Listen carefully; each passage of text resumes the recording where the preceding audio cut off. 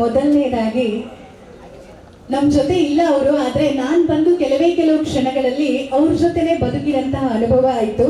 ಕಮ್ಮಣ್ಣಪ್ಪನವರು ಚಿಕ್ಕೋಡಿ, ಅವರಿಗೊಂದು ನಿಮ್ಮ ಪ್ರೀತಿಯ ಚಪ್ಪಾಳೆಯ ಒಂದು ಖುಷಿಯನ್ನ ಇಲ್ಲಿಂದ ಕಲಿಸಿದ್ರೆ ಬಹುಶಃ ಆ ಆತ್ಮಕ್ಕೆ ಎಷ್ಟು ಖುಷಿ ಆಗ್ಬಹುದು. ನಾನು ಕಟ್ಟಿದಂತಹ ಒಂದು ಶಿಕ್ಷಣ ಸಂಸ್ಥೆ ಇವತ್ತು ಇಂತಹ ಪ್ರತಿಭಾನ್ವಿತರನ್ನ ಈ ವೇದಿಕೆಗೆ ಕೊಡ್ತಾ ಇದೆ ಅಂತ. ಬಹುಶಃ ಪುಣ್ಯಾತ್ಮರಿಂದ ನಾನಿಲ್ಲಿಗೆ ಇವತ್ತು ಬರೋದಕ್ಕಾಯ್ತು.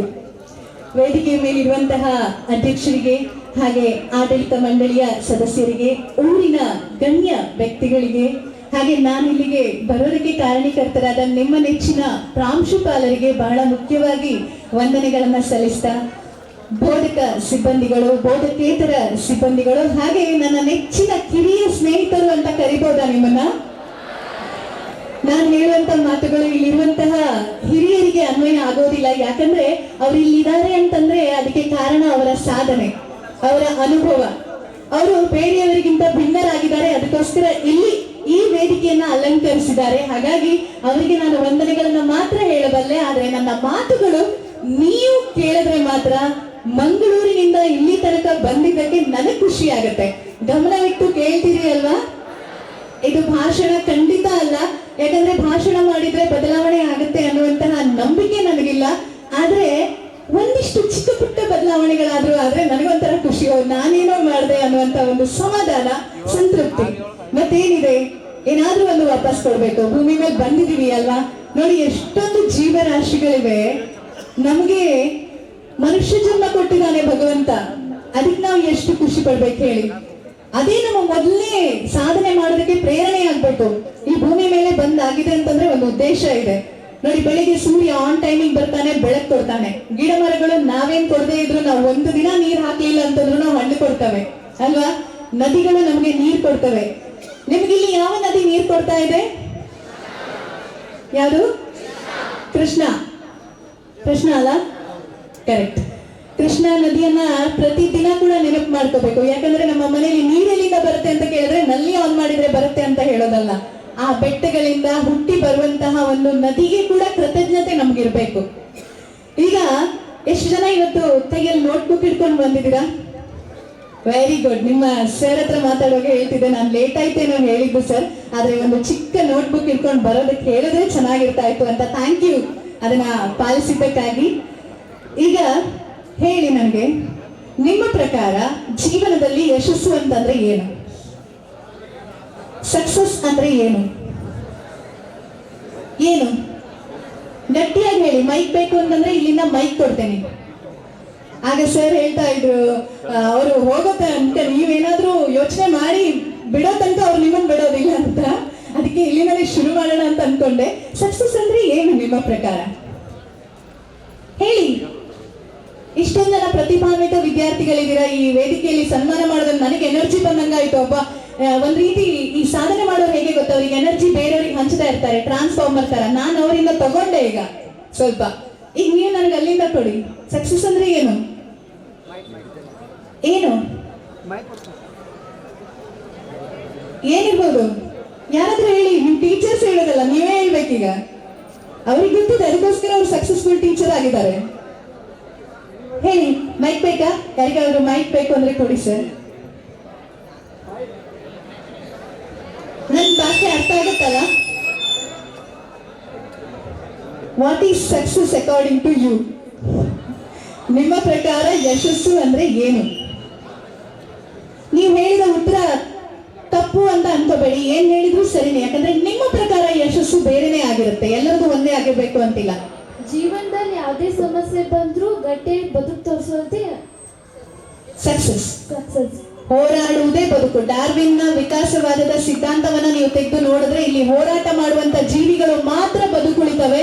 ಹೋರಾಟ ಮಾಡದೇ ಇರೋರು ಯಾರು ಇಲ್ಲಿ ಬದುಕೋದಿಲ್ಲ. ಪ್ರತಿದಿನ ಹೋರಾಟ. ಒಂದ್ಸಲ ಸಕ್ಸಸ್ ಬಂತು ಅಂತಂದ್ರೆ ಅಲ್ಲಿ ನಿಂತು ಬಿಡೋದಿಲ್ಲ, ಕಂಟಿನ್ಯೂ ಆಗುತ್ತೆ ಅದು. ಇಲ್ಲಿ ಯಾರು ಈಗ ರ್ಯಾಂಕ್ ತಗೊಂಡ್ರು, ನಾನ್ ರ್ಯಾಂಕ್ ತಗೊಂಡೆ ಅಂತ ಜೀವನ ಪೂರ್ತಿ ಆ ರ್ಯಾಂಕ್ ಇದು ಸರ್ಟಿಫಿಕೇಟ್ ಹಿಡ್ಕೊಂಡು ಕೂತ್ಕೊಂಡ್ರೆ ಆಗುತ್ತಾ? ಇಲ್ಲ. ಮತ್ತೆ ಓದ್ಬೇಕು, ಮತ್ತೆ ಕೆಲ್ಸಕ್ಕೆ ಹೋಗ್ಬೇಕು, ಮತ್ತೆ ಏನಾದ್ರೂ ಸಾಧನೆ ಮಾಡ್ಬೇಕು. ಅದು ಕಂಟಿನ್ಯೂ ಆಗಿ ಹೋಗ್ತಾ ಇರತ್ತೆ ಅಲ್ವಾ?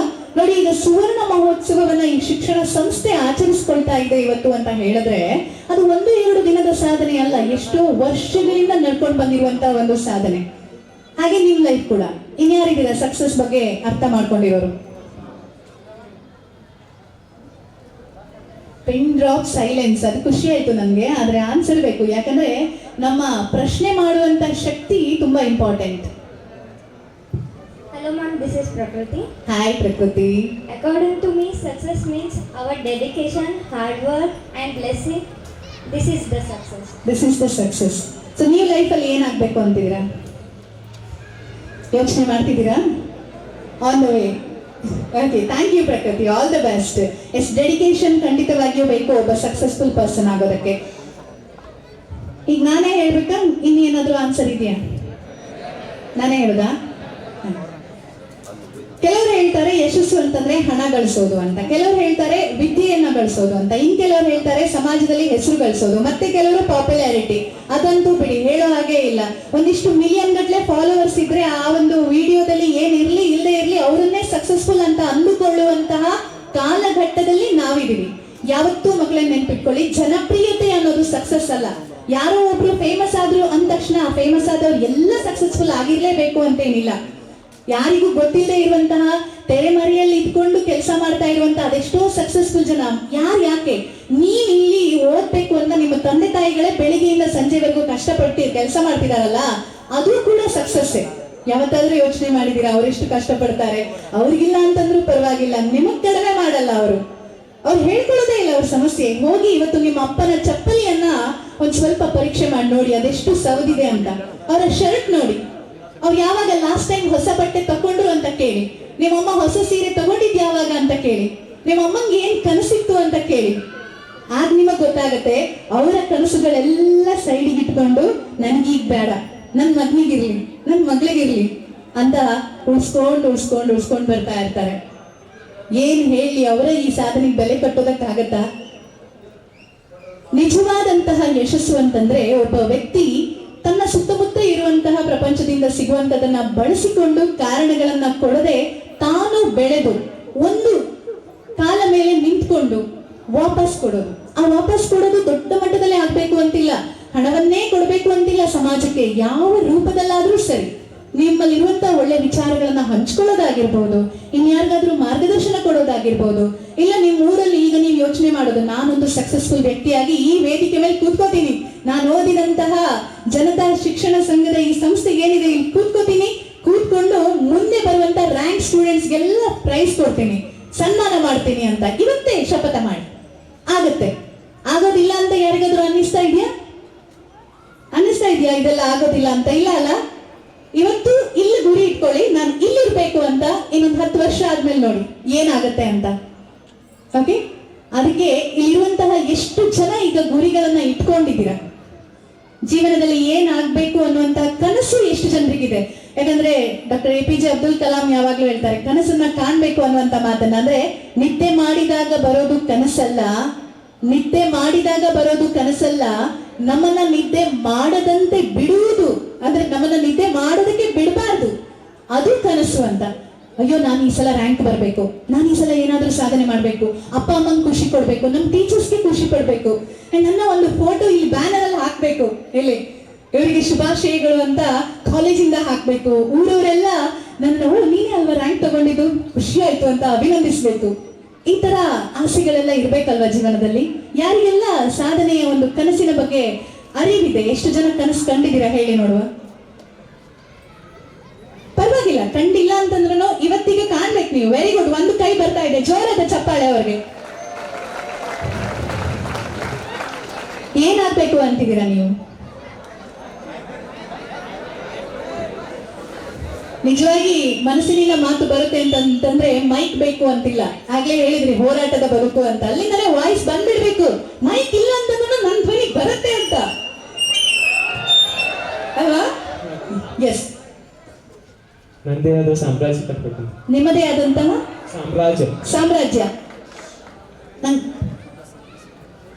ಯಾವ ವರ್ಡ್ ಸರ್ ಅವರು? ಸಾಮ್ರಾಜ್ಯ ಅಂದ್ರೆ ಯಾವ ಫೀಲ್ಡ್ ಅಲ್ಲಿ? ಅಲ್ಲ, ನಾನಿಲ್ಲಿ ಚಾಲುಕ್ಯರು ಆಳ್ವಿಕೆ ಮಾಡಿದ್ದೆಲ್ಲ ಗೊತ್ತಾಯ್ತಲ್ಲ, ಅದೇ ರೀತಿ ಒಂದು ಸಾಮ್ರಾಜ್ಯ ಏನಾದ್ರು ಬಿಸ್ನೆಸ್ ಫೀಲ್ಡ್. ವಾವ್, ಜೋರಾದ ಚಪ್ಪಾಳೆ ಬರ್ಲಿ. ಬಿಸಿನೆಸ್ ಜಗತ್ತನ್ನ ಆಳುವಂತದ್ದು. ಇವತ್ತು ನಾವು ಹೇಳ್ತೀವಿ bill Gates, Warren Buffett, Steve jobs, Elon Musk, ಇವರ ಹೆಸರೆಲ್ಲ ಕೇಳಿದಿರಲ್ಲ. ಮಾರ್ಕ್ ಜುಕರ್ಬರ್ಗ್, ಇವರೆಲ್ಲ ಯಾರು? ಬಿಸ್ನೆಸ್ ಸಾಮ್ರಾಜ್ಯ ಕಟ್ಟಿದ್ರು. ಅಷ್ಟೇ ಅಲ್ಲ, ವಾಪಸ್ ಸಮಾಜಕ್ಕೆ ಕೂಡ ಕೊಡ್ತಿದ್ದಾರೆ. ನೀವು ಭಾರತದಲ್ಲಿ ಕೇಳಿದ್ರೆ ಅಜೀಂ ಪ್ರೇಮ್ಜಿ ಅವರು ಅತಿ ಹೆಚ್ಚು ಡೊನೇಟ್ ಮಾಡಿದಂತಹ ವ್ಯಕ್ತಿಗಳಲ್ಲಿ ಒಬ್ರು, ವಿಪ್ರೋದ ಸಂಸ್ಥಾಪಕರು. ಮುಂದೆ ಯಾರಿಗೆ ಗೊತ್ತು, ನೀವು ಕೂಡ ಬನಹಟ್ಟಿಯಿಂದ ಹೋಗಿ ದೊಡ್ಡ ಸಾಮ್ರಾಜ್ಯನೇ ಕಟ್ಟಬಹುದು ಅಲ್ವಾ? ಕಟ್ಟಿ, ನೀವು ಆಗುತ್ತೆ ನಿಮ್ಮಿಂದ. ಅದೇ ತರ ನಾನು ಇಲ್ಲಿರುವಂತ ಪ್ರತಿಯೊಬ್ರು ಕೂಡ ನೀವೇನ್ ಮಾಡ್ಬೇಕು ಅಂತ ಡಿಸೈಡ್ ಮಾಡ್ಬೇಕು ಅಂತ ಕೇಳ್ತಾ ಇದ್ದೀನಿ. ಈಗ ಪೆನ್ನು ಪೇಪರ್ ಇದೆಯಲ್ಲ, ಬರೀರಿ. ಏನಾಗ್ಬೇಕು ಅಂತಿದ್ದೀರಾ? ಒಬ್ಬ ಒಳ್ಳೆ IAS ಆಫೀಸರ್ ಆಗಿ, DC ಆಗಿ ಈ ತರ ನಿಮ್ ಕಾಲೇಜಿಗೆ ಗೆಸ್ಟ್ ಆಗಿ ಬರೋದು, ಅಥವಾ ಒಂದು ಜಿಲ್ಲೆಯಲ್ಲಿ ಏನೋ ಒಂದು ದೊಡ್ಡ ಅಭಿವೃದ್ಧಿ ಮಾಡೋದು. ಮೊನ್ನೆ ರಾಮನಗರದ ಒಬ್ಬ ವ್ಯಕ್ತಿ ಇಲ್ಲಿಂದ ಹೊರಟು ಇಡೀ ರಾಜ್ಯದಲ್ಲಿ ಅಷ್ಟೇ ಅಲ್ಲ, ಯಾಕೆ ಪ್ರಪಂಚದಾದ್ಯಂತ ಇರುವಂತಹ ಅವ್ರ ಬಗ್ಗೆ ಗೊತ್ತಿರೋರು ಕಣ್ಣೀರು ಮಿಡಿದ್ರು ಅಲ್ವಾ? ಮಹಾಂತೇಶ್ ಸರ್ನ ನಾನು ನೆನಪು ಮಾಡ್ಕೊಳ್ಳೇಬೇಕು. ಯಾಕಂದ್ರೆ ಒಬ್ಬ IAS ಆಫೀಸರ್ ಆದದ್ದೇ ಸಾಧನೆ ಅಂತ ಸಂಭ್ರಮಿಸ್ತೀವಿ ನಾವೆಲ್ಲ. IAS ಆಫೀಸರ್ ಆದ್ಮೇಲೆ ಆತ ಏನ್ ಮಾಡ್ದ ಅನ್ನುವಂಥದ್ದು. ಸಾರಿ, ರಾಮದುರ್ಗ ನಿನ್ನೆ ನನ್ಗೆ ಯಾರೋ ತೋರಿಸಿದ್ರು, ಇವರು ಊರ್ ಅದೇ ಅಂತ. ಆಗ ನನ್ನದೇ ಯೋಚನೆ ಮಾಡ್ತಾ ಇದ್ದೆ, ಈ ಊರು ಅನ್ನುವಂಥದ್ದು ಒಬ್ಬ ವ್ಯಕ್ತಿ ಒಂದು ಲೆವೆಲ್ ಹೋದ ಮೇಲೆ ಯಾವ ರೀತಿ ಆಗುತ್ತೆ ಅಂತಂದ್ರೆ, ಆ ಗುರುತಿಸುವಾಗ ನೋಡಿ ನಮ್ಮೂರವರು, ನಮ್ಮ ಹೆಮ್ಮೆ ಅಂತ ಹೇಳ್ಕೊಳ್ಳೋದು. ನಾಳೆ ನಿಮ್ಮಲ್ಲೂ ಕೂಡ ಅವ್ರ ತರ ಯಾರೋ ಒಬ್ರು IAS ಆಫೀಸರ್ ಆಗ್ಬೋದು, IPS ಮಾಡ್ಬೋದು, ಇಲ್ಲ ಆರ್ಮಿಗೆ ಹೋಗ್ಬೋದು, ಅಥವಾ ಬಿಸ್ನೆಸ್ ಮಾಡ್ಬೋದು, ಅಥವಾ ಒಬ್ಬ ಒಳ್ಳೆ ಶಿಕ್ಷಕ ಆಗಿ. ಜಗತ್ತಿನಲ್ಲಿ ನನ್ನ ಪ್ರಕಾರ ಶ್ರೇಷ್ಠವಾದಂತಹ ವೃತ್ತಿ ಇದೆ ಅಂತಂದ್ರೆ ಅದು ಶಿಕ್ಷಕ ವೃತ್ತಿ. ಯಾಕಂದ್ರೆ ಯಾರೇ ಬೇಕಾದ್ರೂ ಹೊಟ್ಟೆಗಿಚ್ಚು ಪಡ್ಬೋದಂತೆ, ಯಾರಾದ್ರೂ ಸಾಧನೆ ಮಾಡಿದ್ರು ಅವ ಅದನ್ನ ಮಾಡಿದ್ನ ಅಂತ. ಆದ್ರೆ ಒಬ್ಬ ಶಿಕ್ಷಕ ತನ್ನ ವಿದ್ಯಾರ್ಥಿ ಅಂತ ಹೆಮ್ಮೆಯಿಂದ ಹೇಳ್ಕೊತಾನಂತೆ. ಅದು ಒಬ್ಬ ಶಿಕ್ಷಕ. ರಾಷ್ಟ್ರಪತಿ ಆದ್ರೂ ನನ್ನ ಸ್ಟೂಡೆಂಟ್, ಪ್ರಧಾನಮಂತ್ರಿ ಆದ್ರೂ ಅವನು ನನ್ನ ಸ್ಟೂಡೆಂಟ್.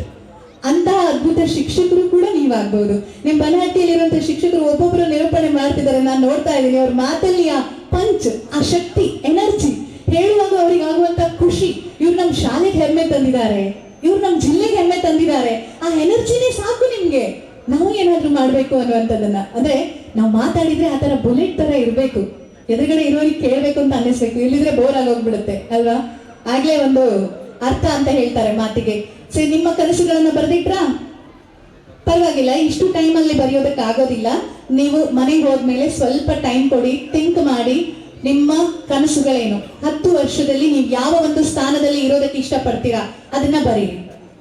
ಈಗ ನನಗೆ ಗೊತ್ತಿದೆ, ನಿಮ್ಮಲ್ಲಿ ಎಷ್ಟೋ ಜನರ ಮನಸ್ಸಲ್ಲಿ ನೆಕ್ಸ್ಟ್ ಥಾಟ್ ಬರುತ್ತೆ, ಇದಾಗತ್ತೋ ಇಲ್ವೋ, ನಮ್ಮ ಊರು ಹೀಗಿದೆ, ತುಂಬಾ ದೊಡ್ಡ ದೊಡ್ಡ ಸಿಟಿಯಲ್ಲಿದ್ರೆ ಮೋಸ್ಟ್ಲಿ ಆಗ್ಬೋದಿತ್ತೇನೋ, ನಮ್ಮ ಮನೆಯವರು ಸಪೋರ್ಟ್ ಮಾಡ್ತಾರೋ ಇಲ್ವೋ, ಇದಕ್ಕೆಲ್ಲ ತುಂಬಾ ಹಣ ಖರ್ಚಾಗುತ್ತೇನೋ, ಅಥವಾ ಇದಕ್ಕೆಲ್ಲ ನನಗೆ ಗ್ರಾಮೀಣ ಪ್ರದೇಶದಿಂದ ಹೋಗಿ ಅಲ್ಲಿ ಅಡ್ಜಸ್ಟ್ ಆಗೋದು ಕಷ್ಟ ಆಗುತ್ತೇನೋ, ಈ ತರದೆಲ್ಲ ಥಿಂಕಿಂಗ್ ಬರೋದಕ್ಕೆ ಶುರುವಾಗುತ್ತೆ. ಇದೆಲ್ಲ ನಾವು ಕೊಡುವಂತಹ ರೀಸನ್ಸ್. ಯಾರಾದ್ರೂ ಸಾಧನೆ ಮಾಡಿದ್ ಯಾಕೆ ನೀನ್ ಮಾಡ್ಲಿಲ್ಲ ಅಂತ ಕೇಳಿದ್ರೆ, ಅಯ್ಯೋ ನಮ್ಮ ಮನೇಲಿ ಯಾರು ಸಪೋರ್ಟ್ ಮಾಡ್ಲಿಲ್ಲ, ನಮ್ಮ ಅಪ್ಪ ಅಮ್ಮ ಓದ್ಲೇ ಇಲ್ಲ, ನಮ್ಮ ಅಪ್ಪ ಅಮ್ಮಂಗೆ ಮ್ಯಾಥ್ಸ್ ತುಂಬಾ ಕಷ್ಟ, ಅದಕ್ಕೋಸ್ಕರ ನಾನು ಕೂಡ ಲೆಕ್ಕದಲ್ಲಿ ಹಿಂದೆ, ಈ ತರ ಕಾರಣ ಕೊಡ್ತೀವಿ. ಮ್ಯಾಥ್ಸ್ ಅಲ್ಲಿ ಮಾರ್ಕ್ಸ್ ಕಮ್ಮಿ ಯಾಕೆ ಅಂತಂದ್ರೆ, ನೀನೇನೋ ಶಾಲೆಯಲ್ಲಿ ಯಾವ್ದ್ರಲ್ಲೂ ಪಾರ್ಟಿಸಿಪೇಟ್ ಮಾಡ್ತಾ ಇಲ್ವಂತೆ, ಅಯ್ಯೋ ನಮ್ಮ ಫ್ಯಾಮಿಲಿ ಯಾರು ಸಹ ವೇದಿಕೆ ಹತ್ತಿದವರೇ ಇಲ್ಲ, ನಮ್ಗೆಲ್ಲ ಬರೋದಿಲ್ಲ, ಸ್ಟೇಜ್ ಇಂದ ನಾವು ದೂರ, ನಮಗ್ ನಾಚಿಕೆ. ತಪ್ಪು. ಅವ್ರು ಹಾಗೆ, ಆದ್ರೆ ನಾವ್ ಯಾಕೆ ಹೀಗೆ? ಅವ್ರು ಆಗೋದಿಲ್ಲ ಅಂತಂದ್ರೆ ಅದು ಅವರ ಲೈಫ್ ಅಂಡ್ ಅವರಿಗೆ ಅವರದ್ದೇ ಆದಂತ ಆಯ್ಕೆಗಳಿರುತ್ತೆ. ಆದ್ರೆ ನೀವ್ ಹೇಗ್ ಡಿಸೈಡ್ ಮಾಡ್ತೀರಾ, ನನ್ನ ಕುಟುಂಬವೇ ಹಾಗೆ ಅಥವಾ ನನ್ನ ತಂದೆ ತಾಯಿಗಳು ಹಾಗಿರೋದ್ರಿಂದ ನಾನು ಹಾಗೆ ಆಗ್ತೀನಿ ಅಂತ? ಅದನ್ನ ನೀವು ಡಿಸೈಡ್ ಮಾಡೋದು ಹಾಗಲ್ಲ. ನಾನು ಹಾಗೆ ಆಗ್ತೀನಿ, ಆಗುತ್ತೆ ನನ್ನ ಹತ್ರ ಇದನ್ನ ಮಾಡೋದಕ್ಕೆ ಅಂತ. ಡಾಕ್ಟರ್ APJ ಅಬ್ದುಲ್ ಕಲಾಂ ಅವರು ಅವರ ಒಬ್ಬ ಟೀಚರನ್ನ, ಯಾವಾಗ್ಲೂ ಸೈನ್ಸ್ ಟೀಚರನ್ನ ನೆನಪು ಮಾಡ್ಕೋತಾರೆ. ಯಾಕೆ ಅಂತಂದ್ರೆ, ರಾಮೇಶ್ವರಂನ ಒಂದು ಚಿಕ್ಕ ಹಳ್ಳಿಯಿಂದ ಬಂದಂತಹ ಹುಡುಗ ರಾಷ್ಟ್ರಪತಿ ಆಗೋದು ಇದು ಸಾಧ್ಯನಾ, ಸೈಂಟಿಸ್ಟ್ ಆಗೋದು ಇದೆಲ್ಲ ಸಾಧ್ಯನಾ ಅನ್ನುವಂಥದ್ದು. ಅವರ ಸೈನ್ಸ್ ಟೀಚರ್ ಒಂದು ಹಕ್ಕಿ ಚಿತ್ರ ಬರೆದು ಹೇಳ್ತಾ ಇದ್ರಂತೆ, ನೋಡಿ ಮಕ್ಕಳ, ಈ ಹಕ್ಕಿ ಗಾಳಿಯನ್ನ ಹೀಗೆ ಭೇದಿಸ್ಕೊಂಡು ತನ್ನ ರೆಕ್ಕೆಗಳ ಮೂಲಕ ಆಕಾಶದಲ್ಲಿ ಹಾರತ್ತೆ.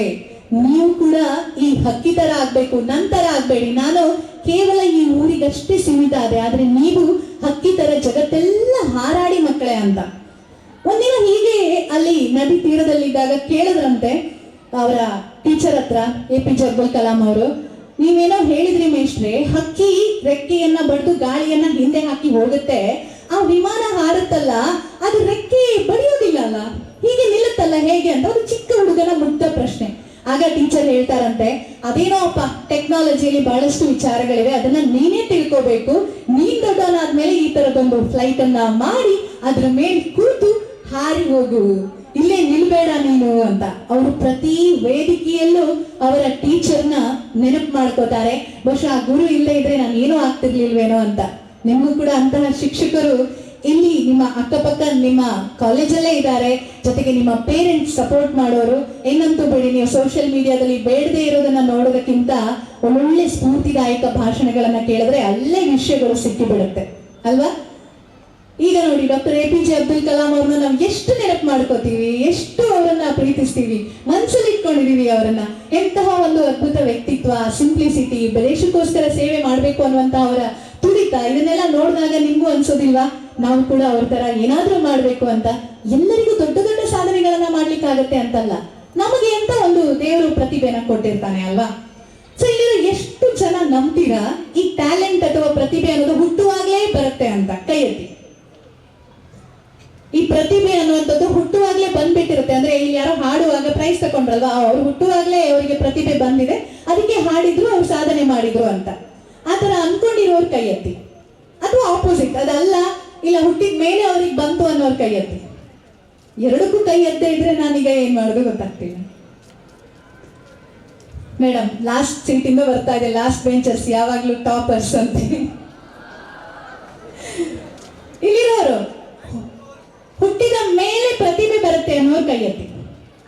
ಗೊತ್ತಿರ್ಬೇಕಲ್ಲ ಟ್ಯಾಲೆಂಟ್ ಬಗ್ಗೆ, ಪ್ರತಿಭೆ ಅನ್ನೋರಿಗೆ. ಹಾಡೋದು ಅಥವಾ ಕ್ರಿಕೆಟ್ ಆಡೋದು ಅಥವಾ ನೀವೆಲ್ಲ ಇಲ್ಲಿ ಸ್ಪೋರ್ಟ್ಸ್ ಅಲ್ಲೆಲ್ಲ ಸಾಧನೆ ಮಾಡಿದವ್ರನ್ನೆಲ್ಲ ನೋಡಿದ್ರೆ ಅವರೆಲ್ಲ ಹುಟ್ಟುವಾಗಲೇ ಪ್ರತಿಭಾವಂತರ ಹೇಳಿ. ಹುಟ್ಟುವಾಗಲೇ ಪ್ರತಿಭಾವಂತರು ಅಲ್ಲ, ಹುಟ್ಟಿದ ಮೇಲೆ ಮೇಲೆತ್ತಿ. ಮತ್ತೆ ಧೈರ್ಯ ಇಲ್ಲ ಯಾಕೆ? ಯಾವತ್ತೂ ಕೂಡ ನಾವು ಒಂದ್ ಹೆಜ್ಜೆ ಮುಂದಿಡ್ಬೇಕು. ಯಾರು ಇಲ್ಲಿ ನಿಮ್ಮನ್ನ ತಪ್ಪು ಅಂತ ಹೇಳೋದಿಲ್ಲ. ಇವರೆಲ್ಲ ಎಂತ ಮಾಡ್ತಿದ್ದಾರೆ ಈಚೆ, ಇನ್ನು ಯೋಚನೆ ಮಾಡ್ತಿದ್ದಾರೆ. ಸೂಪರ್, ಲೇಡೀಸೇ ಫಸ್ಟ್ ಅಂತ ಇಲ್ಲಿ ಸಹ ಹೇಳ್ತಿದ್ದಾರೆ ನೋಡಿ, ಇಲ್ಲಿ ಎಲ್ಲರ ಕೈಗಳು ಬಂದಿದೆ. ಉಳಿದವರಿಗೆಲ್ಲ ಅನುಮಾನ ಇದೆ ಅಲ್ಲ. ಓಕೆ, ಈ ಪ್ರತಿಭೆ ಅನ್ನುವಂಥದ್ದು ಮನುಷ್ಯನಿಗೆ ಹುಟ್ಟುವಾಗ ಬಣ್ಣವು ಕೆಲವೊಮ್ಮೆ ಹೇಳ್ತಾರೆ ಅದು ತಂದೆ ತಾಯಿಯ ತರನೇ ಮಕ್ಳು ಇರ್ಬೇಕು ಅಂತೇನಿಲ್ಲ ಅಂತ, ರೂಪ ಆಕಾರ ಕೂಡ ಭಿನ್ನವಾಗಿರುತ್ತೆ. ಅಂಥದ್ರಲ್ಲಿ ಟ್ಯಾಲೆಂಟ್ ಅನ್ನ ನಾವು ತಂದೆ ತಾಯಿಯಿಂದ ಅಥವಾ ಕುಟುಂಬದಿಂದ ಅಥವಾ ಹುಟ್ಟುವಾಗಲೇ ಬಂದಿದೆ ಅಂತ ಡಿಸೈಡ್ ಮಾಡ್ತೀವಿ. ಹೇಗೆ? ಇಲ್ಲಿರೋ ನಿಮ್ಮಲ್ಲಿ ಎಲ್ಲರೂ ಕೂಡ ನಂತರ ಆಗ್ಬೋದು. ಒಪ್ತೀರಾ ಇದನ್ನ? ಪ್ರಯತ್ನ ಪಟ್ರೆ, ನಿಮಗೆ ಆಸಕ್ತಿ ಇದ್ರೆ. ಇಲ್ಲ ನೀವು ಸಿಂಗರ್ ಆಗ್ತೀರಿ ಅಂತಂದ್ರೆ ಸಿಂಗರೇ ಆಗ್ಬೇಕು, ಇಲ್ಲ ನಾನು ನಾಯನಂತರ ಮಾತಾಡ್ತೀನಿ ಅಂತ ಹೊರಟ್ರೆ ಆಗುತ್ತೋ ಇಲ್ವೋ ಗೊತ್ತಿಲ್ಲ. ಯಾಕಂದ್ರೆ ನೀವು ಅದ್ಭುತವಾಗಿ ಹಾಡ್ತೀರಾ, ನನಗೆ ಹಾಡೋದಕ್ಕೆ ಗೊತ್ತಿಲ್ಲ. ಎಷ್ಟೋ ಜನ ನನಗೆ ಕನ್ಫ್ಯೂಸ್ ಆಗಿ ಕೇಳೋದಿರುತ್ತೆ. ನಾನು ರೇಡಿಯೋದಲ್ಲಿ ಕೆಲಸ ಮಾಡೋಣಲ್ವಾ, ನಾವು ಯಾವಾಗ್ಲೂ ಮೈಕ್ ಇಟ್ಕೊಂಡೇ ಇರ್ತೀವಿ. FM ಅಲ್ಲಿ ರೇಡಿಯೋ ಜಾಕಿಗಳು ಅಂತಂದ್ರೆ ಮಾತಾಡೋರು ಹೇಳ್ತಾರೆ, ನೀವು ಹಾಡ್ತೀರಿ ಅಲ್ವಾ ಅಂತ. ಮೈಕ್ ಕೊಡೋದು ಕೂಡ ಇರುತ್ತೆ, ಒಂದು ಹಾಡನ್ನ ಹಾಡಿ ಅಂತ. ಇಲ್ಲ ನನಗೆ ಹಾಡೋದಕ್ಕೆ ಬರೋದಿಲ್ಲ ಅಂತಂದ್ರೆ ನಂಬೋದಿಲ್ಲ. ಅಂದ್ರೆ ಅದು ಬೇರೆ ಟ್ಯಾಲೆಂಟ್. ನಾನು ಯಾವತ್ತೂ ಪ್ರಯತ್ನ ಪಡ್ಲಿಲ್ಲ ಹಾಡ್ಬೇಕು, ಸಂಗೀತ ಕಲಿಬೇಕು ಅಂತ. ಕೆಲವರು ಹೇಳ್ತಾ ಇದ್ರು ನೀವು ಟ್ರೈ ಮಾಡ್ಬೋದಿತ್ತು ಅಂತ, ಆದ್ರೆ ನನ್ನ ಆಸಕ್ತಿ ಅದಾಗಿರ್ಲಿಲ್ಲ, ಆದ್ರಿಂದ ನಾನು ಈ ಕಡೆ ಬಂದೆ. ಅದೇ ರೀತಿ ನಿಮ್ಮೊಳಗಡೆ ಒಂದು ಟ್ಯಾಲೆಂಟ್ ಖಂಡಿತವಾಗಿ ಇದ್ದೇ ಇರುತ್ತೆ, ಅದನ್ನ ನೀವು ಹುಡುಕ್ಬೇಕು. ಹುಡುಕೋದು ಹೇಗೆ ಅಂತ ಕೇಳ್ಬೋದು ನೀವು. ಆ ಹುಡುಕೋದಕ್ಕೆ ಸಹಾಯ ಮಾಡೋದು ಇಂತಹ ವೇದಿಕೆಗಳು. ನೋಡಿ, ನೆಮ್ಮದಿ ಕಾಲೇಜಲ್ಲಿ ಒಂದು ಡಾನ್ಸ್ ಕಾಂಪಿಟೇಷನ್ ಇರುತ್ತೆ, ಅಥವಾ ಯಾವುದೋ ಒಂದು ಸಿಂಗಿಂಗ್ ಕಾಂಪಿಟೇಷನ್ ಇರುತ್ತೆ, ಇಲ್ಲ ಭಾಷಣ ಕಾಂಪಿಟೇಷನ್ ಇರುತ್ತೆ, ಎಸ್ಸೆ ಕಾಂಪಿಟೇಷನ್ ಇರುತ್ತೆ, ಇಲ್ಲ ಎಜುಕೇಶನ್ ಓದೋದು, ಅದು ಕೂಡ ಇನ್ನೊಂದು ವಿಭಾಗವನ್ನಾಗಿ ತಗೊಂಡ್ರೆ ಯಾವ್ದಾದ್ರು ಒಂದು ವಿಷಯದಲ್ಲಿ ನಿಮಗೆ ಆಸಕ್ತಿ ಇದ್ದೇ ಇರುತ್ತೆ. ಅದಕ್ಕೆ ಎಲ್ಲದಕ್ಕೂ ನೀವು ಹೆಸರನ್ನ ಕೊಡೋದಕ್ಕೆ ಮೊದಲು ಯೋಚನೆ ಮಾಡಿ, ಆಯ್ತಾ? ಆಮೇಲೆ ನೀವು ಅದರಲ್ಲಿ ಒಂದ್ಸಲ ಪಾರ್ಟಿಸಿಪೇಟ್ ಮಾಡಿದ್ಮೇಲೆ ಗೊತ್ತಾಗುತ್ತೆ ನೀವು ಅದರಲ್ಲಿ ಮುಂದೆ ಹೋಗ್ಲಿಕ್ಕಾಗತ್ತಾ ಇಲ್ವಾ ಅನ್ನುವಂಥದ್ದನ್ನ. ಆ ಆಸಕ್ತಿಯ ಕ್ಷೇತ್ರವನ್ನ ನೋಡಿ. ಓದೋದು ಅದಂತೂ ನಿಮಗೆ ಆಪ್ಷನ್ ಇಲ್ಲದೆ ಇರುವಂತ ಕ್ಷೇತ್ರ, ನೀವು ಖಂಡಿತವಾಗಿ ಓದ್ಲೇಬೇಕು, ಅದು ನಿಮ್ಮ ಜವಾಬ್ದಾರಿ ಕೂಡ. ಅದರ ಜೊತೆಗೆ ಈ ರೀತಿಯ ಕೋ ಕರಿಕ್ಯುಲರ್ ಆಕ್ಟಿವಿಟೀಸ್ ನ ಕೂಡ ಒಂದ್ ಸ್ವಲ್ಪ ಕಾನ್ಸಂಟ್ರೇಟ್ ಮಾಡಿ. ಈ ಆಕ್ಟಿವಿಟಿ ಹೇಗಿರ್ಬೇಕು ಅಂತ ಹೇಳ್ತೀನಿ. ಜಪಾನ್ ದೇಶ ಗೊತ್ತಲ್ಲ ನಿಮ್ಗೆ? ಜಪಾನ್ ದೇಶದಲ್ಲಿ ಒಂದು ಕಾನ್ಸೆಪ್ಟ್ ಇದೆ, ಅದರ ಹೆಸರು ಇಕಿಗಾಯಿ ಅಂತ. ಇಲ್ಲಿ ಎಷ್ಟೋ ಪುಸ್ತಕಗಳನ್ನ ನೋಡ್ತಾ ಇದ್ದೆ, ಅದೇ ತರ ಒಂದು ಇಕಿಗಾಯಿ ಅನ್ನುವಂತ ಸುಂದರವಾದ ಪುಸ್ತಕ ಇದೆ. ಪುಸ್ತಕ ಓದುವ ಮಕ್ಕಳು ಯಾರಾದ್ರೂ ಇದ್ದೀರಾ ಇಲ್ಲಿ? ಬೇರೆ ಪುಸ್ತಕ, ಪಾಠ ಪುಸ್ತಕ ಬಿಟ್ಟು ಸಾಧ್ಯ ಆದ್ರೆ ಬೇರೆ ಪುಸ್ತಕಗಳನ್ನ ಓದಿ, ಲೈಬ್ರರಿನ ನೋಡ್ಕೊಂಡು ಬಂದೆ ನಾನು. ನೀವು ಕೂಡ ಓದಿದ್ರೆ ಹೊರಗೆ ಜಗತ್ತಲ್ಲಿ ಏನಾಗುತ್ತೆ ಅನ್ನೋದನ್ನ ತಿಳ್ಕೋಬಹುದು. ಈ ಇಕಿಗಾಯಿ ಅನ್ನುವಂತ ಪುಸ್ತಕದಲ್ಲಿ ಹೇಳ್ತಾರೆ, ಜಪಾನಿಯರು ಅದನ್ನ ಅಳವಡಿಸ್ಕೊಂಡಿದ್ದಾರಂತೆ. ಒಬ್ಬ ವ್ಯಕ್ತಿ ತಾನೇನ್ ಮಾಡ್ತಿದ್ದಾನಲ್ಲ ಆ ಕೆಲಸ ಅವನಿಗೆ ಖುಷಿ ಕೊಡ್ಬೇಕು. ಅಂದ್ರೆ ನಾನೀಗ ಮಾತಾಡ್ತಿದ್ದೀನಿ, ನನಗೆ ಕೆಲಸ ಖುಷಿ ಕೊಡ್ತಾ ಇದೆ, ಇದು ನನ್ನ ಇಕಿಗಾಯಿ. ನನ್ಗೇನು ನೆನಪಾಗ್ತಾ ಇಲ್ಲ, ನಾನು ಎಲ್ಲಿಂದ ಬಂದೆ, ನಾನು ಏನ್ ಮಾಡ್ತಾ ಇದ್ದೀನಿ, ಎಷ್ಟೊತ್ತಿಗೆ ಮನೆಗೆ ಹೋಗ್ಬೇಕು ವಾಪಸ್, ಅಥವಾ ನಾಳೆ ಏನು ಅನ್ನೋದು ಯಾವುದು ನನಗೆ ನೆನಪಾಗ್ತಾ ಇಲ್ಲ. ಇದು ನನ್ನ ಆಯ್ಕೆ ಮಾಡ್ಕೊಂಡಂತ ಕ್ಷೇತ್ರ. ಅದೇ ರೀತಿ ನಿಮ್ಮದು ಕೂಡ ಒಂದು ಕ್ಷೇತ್ರ ಇರುತ್ತೆ. ನಿಮಗೆ ನಿದ್ದೆ ಬರೋದಿಲ್ಲ, ನಿಮ್ಗೆ ಊಟ ಬೇಕು ಅಂತ ಅನ್ಸೋದಿಲ್ಲ, ನೀವು ನಿರಂತರವಾಗಿ ಅದನ್ನ ಮಾಡ್ತಾ ಇರ್ತೀರಾ. ಅಂತಹ ಒಂದು ಇಕಿಗಾಯಿಯನ್ನ ಹುಡುಕೊಳ್ಳಿ. ಅದರಿಂದಾನೇ ನೀವು ನಿಮ್ಮ ಕನಸಿಗೆ ಕನೆಕ್ಟ್ ಮಾಡ್ಬೋದು, ಏನಾಗ್ಬೇಕು ಅಂತ. ಓಕೆ, ಅಲ್ಲಿಂದ ಆ ಕನೆಕ್ಷನ್ ಸಿಗುತ್ತೆ. ಆಮೇಲೆ ನೀವು ರೀಸನ್ಸ್ ಕೊಡೋದ್ರ ಬಗ್ಗೆ ಹೇಳಿದೆ, ಅದ್ರ ಬಗ್ಗೆ ಯಾವಾಗ್ಲೂ ಒಂದು ಕತೆ ನೆನಪಾಗುತ್ತೆ. ಕೆಲವರು ಹೆಚ್ಚಿನವ್ರು ಕಂಪ್ಲೇಂಟ್ ಮಾಡೋದು, ನಮ್ಮ ಮನೆಯಲ್ಲಿ ಸಪೋರ್ಟ್ ಸರಿಯಾಗಿ ಸಿಕ್ಕಿದ್ರೆ ನಾನೇನೋ ದೊಡ್ಡ ಸಾಧನೆ ಮಾಡ್ತಾ ಇದ್ದೆ ಅಂತ. ಹೀಗೆ ಒಂದಿಬ್ರು ಅಣ್ಣ ತಮ್ಮ ಇದ್ರಂತೆ ಒಂದು ಊರಲ್ಲಿ. ಆ ಅಣ್ಣ ಕುಡುಕ ಆಗಿರ್ತಾನೆ, ದುಶ್ಚಟಗಳ ದಾಸ ಆಗಿರ್ತಾನೆ. ಏನ್ ಹೇಳಿ? ಅಣ್ಣ ಕುಡುಕ ಆಗಿರ್ತಾನೆ, ದುಶ್ಚಟಗಳ ದಾಸ ಆಗಿರ್ತಾನೆ ಒಂದೇ ಊರಲ್ಲಿ. ತಮ್ಮ ಸಕ್ಸಸ್ಫುಲ್ ಬಿಸ್ನೆಸ್ ಮ್ಯಾನ್, ಅಲ್ಲಿ ಯಾರೋ ಹೇಳಿದ್ರಲ್ಲ, ಅವನು ಸಾಮ್ರಾಜ್ಯವನ್ನ ಕಟ್ಟಿರ್ತಾನೆ ಬಿಸ್ನೆಸ್ ಅಲ್ಲಿ. ಅಂದ್ರೆ ಊರಿಗೆ ಉಪಕಾರಿ, ದಾನ ಧರ್ಮ ಮಾಡ್ತಾನೆ, ಎಲ್ಲೇ ಹೋದ್ರೂ ಅವನನ್ನ ಜನ ತುಂಬಾ ಪ್ರೀತಿಸ್ತಾರೆ. ಅವನ ತಾಯಿನ ತುಂಬಾ ಚೆನ್ನಾಗಿ ನೋಡ್ಕೊತಿರ್ತಾನೆ, ಒಳ್ಳೆ ಫ್ಯಾಮಿಲಿ, ಸಮಾಜದಲ್ಲಿ ಎಲ್ಲರಿಗೂ ಬೇಕಾದಂತಹ ವ್ಯಕ್ತಿ. ಹಣ ಅಷ್ಟೇ ಅಲ್ಲ, ಗುಣ, ಸಂಸ್ಕಾರ ಎಲ್ಲವೂ ಕೂಡ ಅವನಲ್ಲಿರುತ್ತೆ. ಇದ್ರೆ ಇಂತಹ ಒಬ್ಬ ವ್ಯಕ್ತಿ ಹಾಗಿರ್ಬೇಕು ಅಂತ. ಈಗ ನನಗೆ ಹೇಳಿ, ಇಬ್ರು ಒಂದೇ ತಂದೆ ತಾಯಿಯ ಮಕ್ಕಳು, ಇವರಿಬ್ರು ಹೇಗಾಗಾದ್ರು? ಏನಾಗಿರ್ಬೋದು?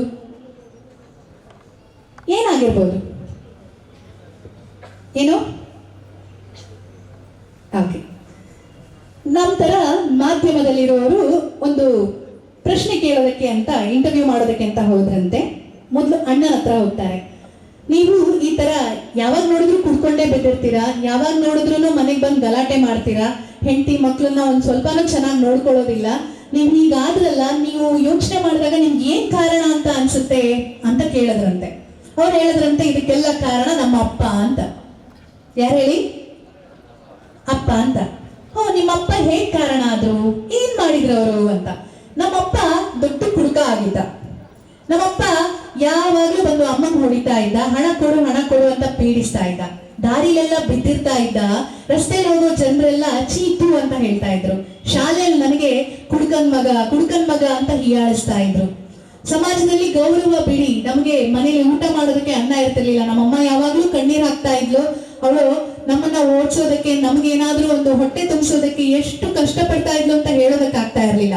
ಅಂತ ಅಪ್ಪನ ಮಗ ನಾನೇನ್ ಸಾಧನೆ ಮಾಡೋಕ್ಕಾಗ್ತದೆ ಹೇಳಿ? ಅಪ್ಪನ ತರಾನೇ ನಾನಾದೆ. ನನ್ನ ಅಪ್ಪ ಏನಾದ್ರೂ ನನ್ನನ್ನ ಚೆನ್ನಾಗಿ ಎಲ್ಲ ನೋಡ್ಕೊಂಡಿದ್ರೆ ನಾನೇನೋ ದೊಡ್ಡ ಸಾಧನೆ ಮಾಡ್ತಿದ್ದೆ ಅಂತ ಹೇಳ್ದ ಅಂತೆ. ಸರಿ ಅಂತ ಹೇಳಿ ಅವನ ತಮ್ಮನ ಬಳಿ ಹೋಗ್ತಾರೆ.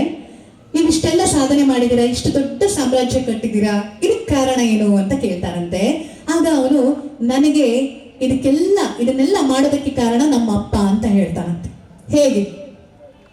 ಇಬ್ಬರು ಒಂದೇ ತಂದೆ ತಾಯಿಯ ಮಕ್ಕಳು. ಅವನು ಹೇಳ್ತಾನೆ, ನಾನು ಹಾಳಾಗೋದಕ್ಕೆ ಕಾರಣ ನನ್ನ ಅಪ್ಪ ಅಂತ. ಇವನು ಹೇಳ್ತಾನೆ, ನಾನು ಇಷ್ಟು ದೊಡ್ಡ ಮನುಷ್ಯ ಆಗೋದಕ್ಕೆ ನನ್ನ ಅಪ್ಪ ಕಾರಣ ಅಂತ. ಯಾರು ಸತ್ಯ ಹೇಳ್ತಿರ್ಬೋದು, ಯಾರು ಸುಳ್ಳು ಹೇಳ್ತಿರ್ಬೋದು. ನಾ ಮೊದಲೇ ಹೇಳಿದೆ, ಅವ್ರ ಅಪ್ಪ ಆಕ್ಚುಲಿ ಹಾಗೆ ಇರ್ತಾನೆ, ಅಂದ್ರೆ ಕುಡುಕ ಆಗಿರ್ತಾನೆ. ಎಲ್ಲವೂ ಸಹ ಅಲ್ಲಿ ಅವನೇನ್ ಹೇಳ್ತಿದ್ದ ನೋಡಿ ಅದೇ ತರ ಇರ್ತಾನೆ. ಆದ್ರೆ ಈ ಮಗ ಹೀಗಾದ್ನಲ್ಲ, ಇದು ಹೇಗೆ ಮ್ಯಾಜಿಕ್ ಆಗಿರ್ಬೋದು? ಏನಾದ್ರೂ ಯೋಚನೆ ಬಂತ? ಇಲ್ಲೊಂದಿದೆ ನೋಡಿ, ಬ್ರೈನ್, ಮನಸ್ಥಿತಿ. ಇದು ನನಗಾಗತ್ತೆ ಅಂದ್ರೆ ಆಗತ್ತೆ ಅಂತ ಹೇಳುತ್ತೆ, ಆಗೋದಿಲ್ಲ ಅಂತಂದ್ರೆ ಆಗೋದಿಲ್ಲ ಅಂತ ಹೇಳುತ್ತೆ. ಅವ್ನು ಹೇಳ್ತಾನೆ, ನಮ್ಮಪ್ಪ ಪ್ರತಿದಿನ ಕುಡ್ಕೊಂಡು ಬರ್ತಾ ಇದ್ದ, ಅಮ್ಮನಿಗೆ ಹಿಂಸೆ ಕೊಡ್ತಾ ಇದ್ದ. ಅದನ್ನ ನೋಡಿದಾಗ ನಾನು ಅನ್ಕೊಂಡೆ, ನಮ್ಮಪ್ಪನ ತರ ನಾನು ಯಾವತ್ತೂ ಆಗ್ಬಾರ್ದು, ಕುಡಿಯೋದಿಲ್ಲ ನಾನು ಲೈಫಲ್ಲಿ. ನಮ್ಮಪ್ಪ ಕೆಲಸ ಮಾಡೋದಿಲ್ಲ, ಆದ್ರೆ ನಾನ್ ದುಡಿತೀನಿ, ಕಷ್ಟಪಟ್ಟು ಕೆಲಸ ಮಾಡ್ತೀನಿ, ಅಮ್ಮನನ್ನ ಚೆನ್ನಾಗಿ ನೋಡ್ಕೋತೀನಿ. ನಮ್ಮಪ್ಪನ ನೋಡಿದ್ರೆ ಸಮಾಜ ಚೀ ತೂ ಅಂತ ಹೇಳುತ್ತೆ. ಆದ್ರೆ ನಾನು ಮುಂದೊಂದು ದಿನ ನೋಡು ಬೆಳೆದ್ರೆ ಇಂಥ ಮಕ್ಕಳು ಹುಟ್ಟಿ ಬೆಳಿಬೇಕು, ಸಮಾಜಕ್ಕೆ ಕೀರ್ತಿ ತಂದಿದ್ದಾನೆ ಅಂತ ಹೇಳ್ಬೇಕು, ಆ ತರ ಮಾಡಿ ತೋರಿಸ್ತೀನಿ. ಹಾಗೆ ಎಲ್ಲ ವಾಪಸ್ ಕೊಟ್ಟು ಖುಷಿಯಾಗಿ ಮುಂದೊಂದು ದಿನ ದೊಡ್ಡ ವ್ಯಕ್ತಿ, ಅವನಿಗೆ ಆ ಕಲ್ಪನೆಯಲ್ಲಿ ಇದ್ದಿದ್ದಷ್ಟೇ, ಊರಲ್ಲೆಲ್ಲ ದೊಡ್ಡ ಮನುಷ್ಯರು ಯಾರಿದ್ದಾರೆ ಅವ್ರ ತರ ನಾನು ಆಗ್ತೀನಿ ಅಂತ ಪ್ರತಿ ಕ್ಷಣ ಹಂಬಲಿಸ್ತಾ ಇದ್ದ. ಹಗಲಲ್ಲಿ ಕಷ್ಟಪಟ್ಟು ಕೆಲಸ ಮಾಡ್ತಾನೆ, ಸಂಜೆ ಓದ್ತಾನೆ, ಓದಿ ಒಂದು ಕೆಲಸಕ್ಕೆ ಸೇರ್ಕೋತಾನೆ, ಆಮೇಲೆ ಸ್ವಂತ ಬಿಸ್ನೆಸ್ ಶುರು ಮಾಡ್ತಾನೆ. ಆ ಕಷ್ಟಪಟ್ಟಿದ್ದರ ಪ್ರತಿಫಲ ಒಬ್ಬ ದೊಡ್ಡ ವ್ಯಕ್ತಿಯಾಗಿ ಬೆಳಿತಾನೆ. ಈಗ ಹೇಳಿ, ಇಲ್ಲಿ ಅಪ್ಪ ಅಮ್ಮ ಅನ್ನೋರು ಕಾರಣ ಆಗ್ತಾರ ನಮ್ಮ ಸಾಧನೆಗೆ? ಆಗ್ತಾರ? ಅಥವಾ ನಮ್ಮ ಬಡತನ ಅಥವಾ ನಮ್ಮ ಆರ್ಥಿಕ ಪರಿಸ್ಥಿತಿ, ನಮಗ್ ಸಪೋರ್ಟ್ ಇಲ್ಲದೆ ಇರೋದು, ನಮಗ್ ಟ್ಯಾಲೆಂಟ್ ಇಲ್ಲದೆ ಇರೋದು ಏನಾದ್ರೂ ಕಾರಣ ಆಗತ್ತಾ? ಇಲ್ಲ ಅಲ್ಲ? ಹಾಗಾದ್ರೆ ನೀವೇನಾದ್ರೂ ಮನಸ್ಸು ಮಾಡಿದ್ರೆ, ಈಗ ಗುರಿಗಳನ್ನ ಬರೆದಿಟ್ಕೊಂಡ್ರಲ್ಲ, ಅದನ್ನ ಮತ್ತೆ ರಿಪೀಟ್ ಮಾಡ್ತಾ ಇದ್ದೀನಿ. ಇವತ್ತೇ ನೀವು ಬರಿಬೇಕು. ನಾನು ನಿಮ್ಮ ಪ್ರಿನ್ಸಿಪಲ್ಗೆ ಕಾಲ್ ಮಾಡಿ ಕೇಳ್ತೇನೆ, ಸರಿ ಎಲ್ಲ ಮಕ್ಕಳು ಅವರ ಕ್ಲಾಸ್ ಲೆಕ್ಚರರ್ ಯಾರಿದ್ದಾರೆ ಅವ್ರಿಗೆ ತೋರಿಸ್ಬೇಕು ಇದನ್ನ ಅಂತ. ಯಾಕಂತಂದ್ರೆ ನೀವು ಬರೆದಿರ್ತೀರಲ್ಲ, ಅದರಲ್ಲಿ 43% ಗುರಿಗಳು ಈಡೇರತ್ತಂತೆ. ಹಾಗಾದ್ರೆ ನಾನು ಯಾವ ಭವಿಷ್ಯವಾಣಿ ಹೇಳೋದಿಲ್ಲ, ಆಯ್ತಾ? ಇದು ಸೈಂಟಿಫಿಕಲಿ ಟ್ರೂ ಆಗಿರೋದು. ಮೊನ್ನೆ ಇದೇ ಕಥೆಯನ್ನ ನಾನೊಂದು ಕಾಲೇಜಲ್ಲಿ ಹೀಗೆ ಮಾತಾಡ್ತಾ ಇದ್ದಾಗ ಮಕ್ಕಳ ಜೊತೆಯಲ್ಲಿ, ಅಲ್ಲಿ ಪ್ರಿನ್ಸಿಪಲ್ ತಕ್ಷಣ ಬಂದು ಹೇಳಿದ್ರು, ನಾನು PUC ಯಲ್ಲಿದ್ದಾಗ ಮುಂದೊಂದು ದಿನ ನಾನು ಕಾಮರ್ಸ್ ಲೆಕ್ಚರರ್ ಆಗ್ಬೇಕು ಅಂತ ಬರೆದಿಟ್ಟಿದ್ದೆ ಡೈರಿಯಲ್ಲಿ. ಕಾಮರ್ಸ್ ಲೆಕ್ಚರರ್ ಅಷ್ಟೇ ಅಲ್ಲ, ಕಾಲೇಜಿನ ಪ್ರಿನ್ಸಿಪಾಲ್ ಕೂಡ ಅದೇ ಅಂತ. ಡೆಸ್ಟಿನಿ ಎಲ್ಲಿ ಕರ್ಕೊಂಡು ಹೋಗುತ್ತೆ ನೋಡಿ. ಅಂದ್ರೆ ನಾವು ಬರೆದಿಟ್ಟಾಗ ನಮ್ಮ ಬ್ರೈನ್ಗೆ ಗೊತ್ತಿರುತ್ತೆ ನಮ್ಮ ಗುರಿಯ ಬಗ್ಗೆ. ಹೌದು, ನಿನಗಿದಾಗತ್ತೆ, ನೀನ್ ಅಲ್ಲಿಗೆ ಹೋಗ್ತೀಯಾ ಅಂದ್ರೆ ಮತ್ತೆ ಮತ್ತೆ ಆ ಗುರಿಗಳನ್ನ ನೆನಪು ಮಾಡ್ಕೋಬೇಕು. ಬರ್ದಿಡೋದು ಬಿಡೋದಲ್ಲ, ನಾನು ಏನ್ ಆಗ್ಬೇಕು ಅಂತ ಅನ್ಕೊಂಡಿದ್ದೆ ಅಂತ ನೆನಪು ಮಾಡ್ಕೊಂಡು ಅದಕ್ಕೆ ನಮ್ಮ ಪ್ಲಾನ್ಗಳನ್ನ ಮಾಡ್ಬೇಕು. ಇಲ್ಲಿ ಎಷ್ಟು ಜನ ಬೆಳಿಗ್ಗೆ ಬೇಗ ಹೇಳೋರಿದ್ದೀರಾ? ಕೈ ಎತ್ತಿ. 5 ಗಂಟೆಗೆ ಹೇಳೋರು, 4 ಗಂಟೆಗೆ ಹೇಳೋರು,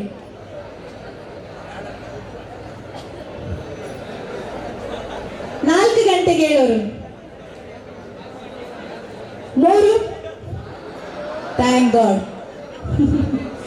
ಯಾಕೆ ಇದನ್ನ ಕೇಳಿದೆ ಅಂತಂದ್ರೆ ನಾನು ಹೇಳ್ತೀನಿ.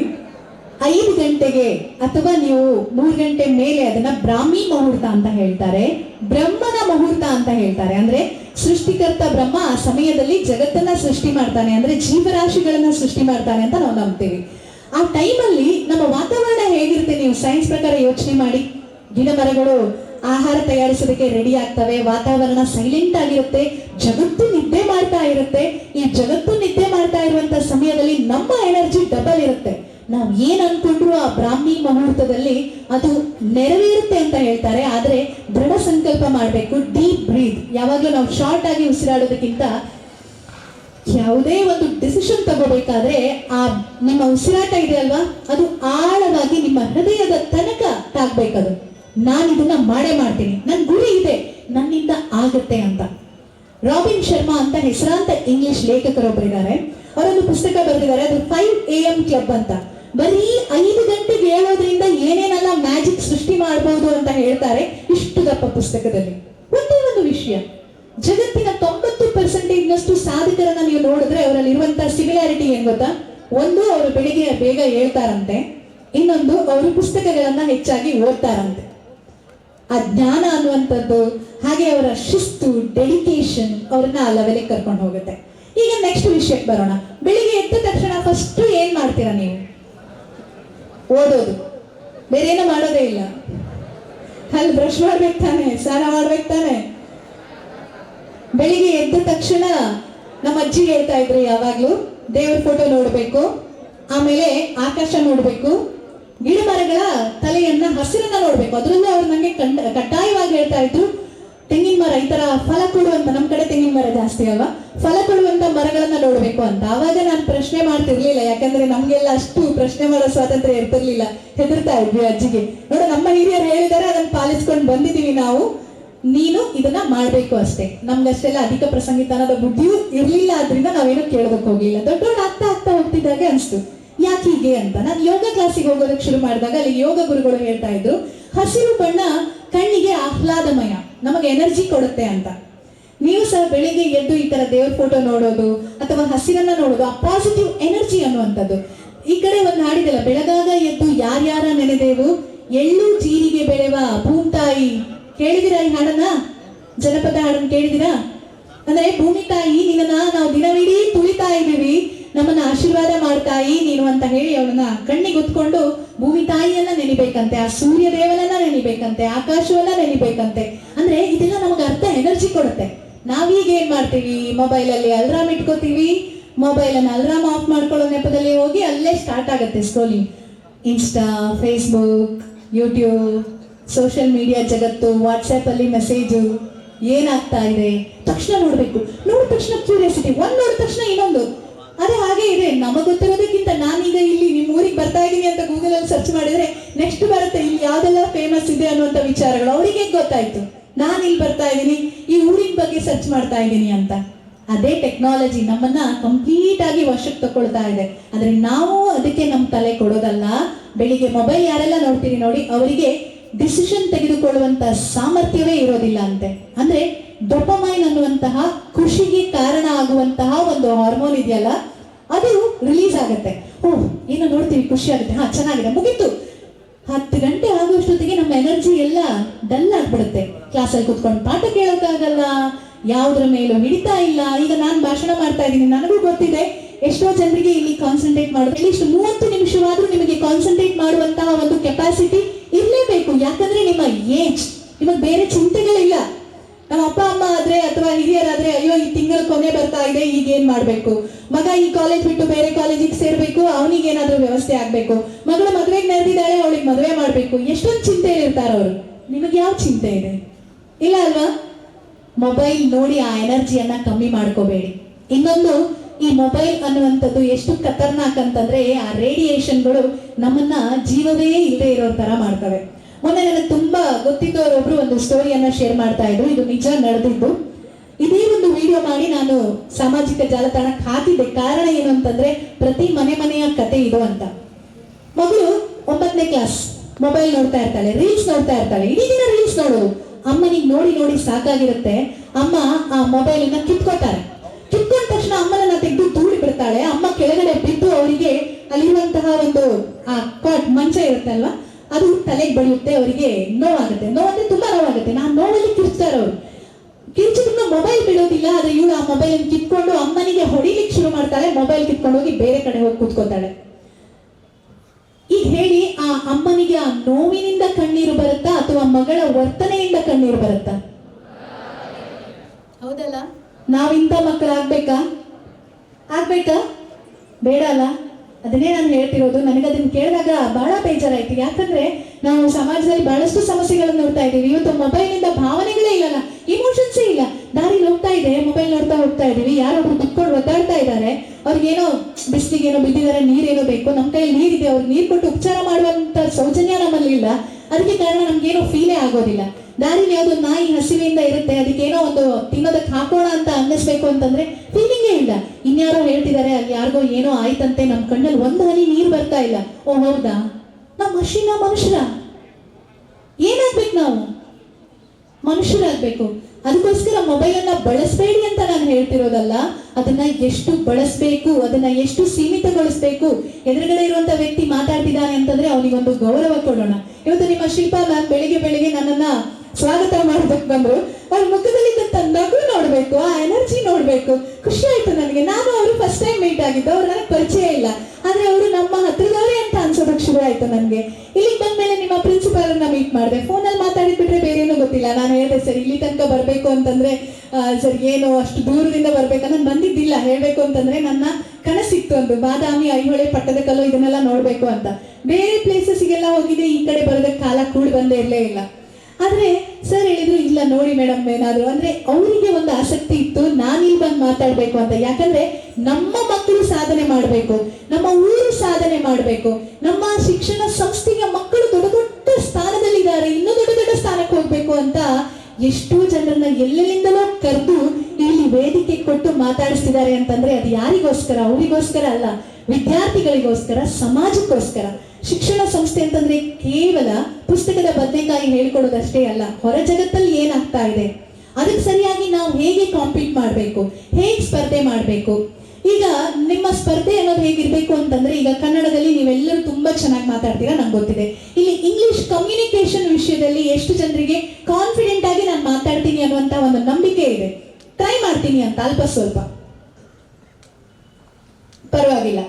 ಆದ್ರೆ ನೀವು ಇನ್ನು ಮುಂದೆ ಇಂಗ್ಲಿಷ್ ಅಷ್ಟೇ ಅಲ್ಲ ಬೇರೆ ಭಾಷೆಗಳನ್ನ ಕೂಡ ಕಲ್ತ್ಕೋಬೇಕು. ಯಾಕಂದ್ರೆ ನೀವಿನ್ನು ಮುಂದೆ ಹೋಗ್ತಾ ಇರುವಂತಹ ಜಗತ್ತಿದೆ ಅಲ್ವಾ, ಅಲ್ಲಿ ಕಾಂಪೀಟ್ ಮಾಡಬೇಕು ಅಂತ ಹೇಳಿದ್ರೆ ನಿಮಗೆ ಎಲ್ಲವೂ ಕೂಡ ಮುಖ್ಯವಾಗುತ್ತೆ.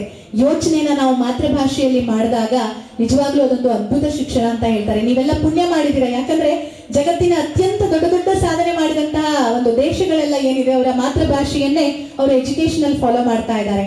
ಮೊನ್ನೆ ಅಷ್ಟೇ ಒಂದು ಇಂಟರ್ನ್ಯಾಷನಲ್ ಲೆವೆಲ್ ಮ್ಯಾಚ್ ಆಗ್ತಾ ಇತ್ತು ನಮ್ಮ ಮಂಗಳೂರಲ್ಲಿ, ಅದು ಬ್ಯಾಡ್ಮಿಂಟನ್ ಟೂರ್ನಮೆಂಟ್. ಆಗ ಇಂಟರ್ವ್ಯೂ ಮಾಡೋದಕ್ಕೆ ಅಂತ ನಾನು ಹೋಗಿದ್ದೆ. ಅಲ್ಲಿ ಗೋಲ್ಡ್ ಮೆಡಲ್ ತಗೊಂಡವರು ಅಂತಂದ್ರೆ ಅವರು ಥೈಲ್ಯಾಂಡ್ ಕಂಟ್ರಿ ಅವರು. ನಾನೇನ್ ಮಾಡಿದ್ದೆ, ಅವರಿಗೆ ಕನ್ನಡದಲ್ಲಿ ಪ್ರಶ್ನೆ ಕೇಳೋದಕ್ಕಾಗೋದಿಲ್ಲ, ಇಂಗ್ಲಿಷಲ್ಲಿ ಒಂದಿಷ್ಟು ಪ್ರಿಪರೇಷನ್ ಮಾಡ್ಕೊಂಡಿದ್ದೆ. ಆಗ ನನ್ನ ಹತ್ರ ಇನ್ನೊಬ್ರು ಕೇಳಿದ್ರು, ಮೇಡಮ್ ಥೈಲ್ಯಾಂಡ್ ಭಾಷೆಗೆ ಕನ್ವರ್ಟ್ ಮಾಡಿದ್ದೀರಾ ಅಲ್ವಾ ಅಂತ ಕೇಳಿದ್ರು. ಆಗ ನಾನು ಅಯ್ಯೋ ಇಲ್ವಲ್ಲ ಅಂತ, ಇಲ್ಲ ಮೇಡಮ್ ಅವರಿಗೆ ಇಂಗ್ಲಿಷ್ ಮಾತಾಡೋದಿಲ್ಲ, ಅವರು ಥೈಲ್ಯಾಂಡ್ ಭಾಷೆ ಮಾತಾಡ್ತಾರೆ ಅಂತಂದ್ರು. ಮತ್ತೆ ಪುನಃ ಹೋಗಿ ಆ ಪ್ರಶ್ನೆಗಳನ್ನ ಗೂಗಲ್ಗೆ ಹೋಗಿ ಥೈಲ್ಯಾಂಡ್ ಭಾಷೆಗೆ ಕನ್ವರ್ಟ್ ಮಾಡಿದೆ. ಯಾಕಂದ್ರೆ ನಾವು ಎದುರುಗಡೆ ಇರುವಂತಹ ವ್ಯಕ್ತಿ ಜೊತೆ ಕಮ್ಯುನಿಕೇಟ್ ಮಾಡಬೇಕು ಅಂತಂದ್ರೆ ಆ ರೀತಿ ಹೊರಗಡೆ ಜಗತ್ತಲ್ಲಿ ಏನಾಗ್ತಾ ಇದೆ ಅಂತ ಎಲ್ಲವನ್ನ ಕಲ್ತ್ಕೋಬೇಕು. ಅದಕ್ಕೊಂದು ಬೆಸ್ಟ್ ಎಕ್ಸಾಂಪಲ್ ನಿಮ್ಮ ಬನಹಟ್ಟಿಯಲ್ಲೇ ಇದೆ ನೋಡಿ. ಈ ಪುಸ್ತಕ ನೀವು ಎಷ್ಟು ಜನ ಓದಿದಿರೋ ಗೊತ್ತಿಲ್ಲ, ನನಗೆ ಇವತ್ತು ಈ ಪುಸ್ತಕ ಸಿಕ್ಕಿದ್ದು ತಮ್ಮಣ್ಣಪ್ಪನವರು. ಈ ಪುಸ್ತಕವನ್ನ ಈ ಚಿಕ್ಕೋಡಿಯ ಈ ವ್ಯಕ್ತಿ, ಈ ಒಂದು ಹಿರಿಯ ಜೀವ ಮಾಡಿರುವಂತಹ ಸಾಧನೆಯ ಜೊತೆಗೆ ಅವರದೊಂದು ಚಿಕ್ಕ ಕತೆ ಹೇಳ್ತೀನಿ ಕೇಳಿ. ಅವ್ರಿಗೆ ಮನೆ ಭಾಷೆ ಕನ್ನಡ ಭಾಷೆಯಾಗಿತ್ತಂತೆ.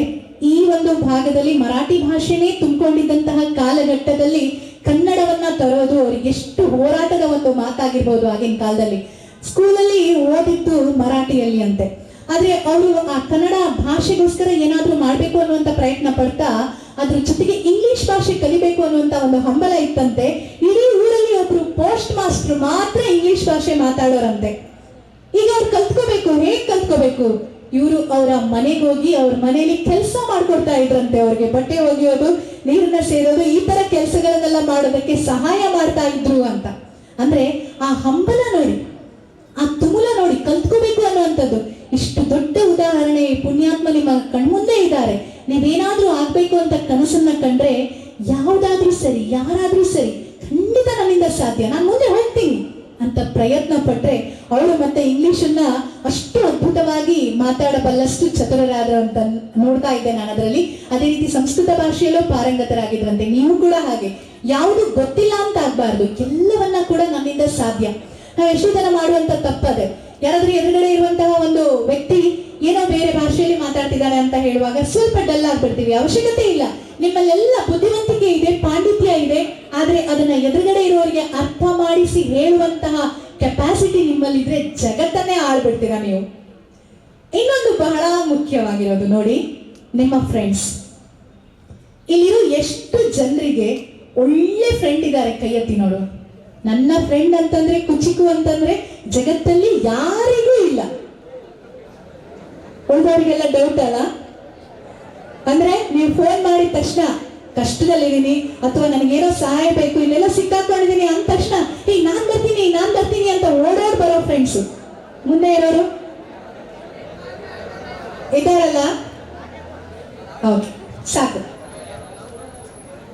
ಯಾಕೆ ಇದನ್ನ ಕೇಳಿದೆ ಅಂತಂದ್ರೆ, ನಾವು ನಮ್ಮ ಸ್ನೇಹಿತರನ್ನ ಆಯ್ಕೆ ಮಾಡುವಾಗ ಎಷ್ಟು ಚೆನ್ನಾಗಿ ಆಯ್ಕೆ ಮಾಡ್ಬೇಕು ಅಂತಂದ್ರೆ, ಸಜ್ಜನರ ಸಂಘವದು ಏನು ಹೆಜ್ಜೇನು ಸವಿದಂತೆ. ವಾ, ಕೇಳೋದಕ್ಕೆ ಎಷ್ಟು ಚೆನ್ನಾಗಿದೆ. ಆ ಹೆಜ್ಜೆಯನ್ನ ಸವಿದ ಹಾಗೇನೆ ಚೆನ್ನಾಗಿದೆ.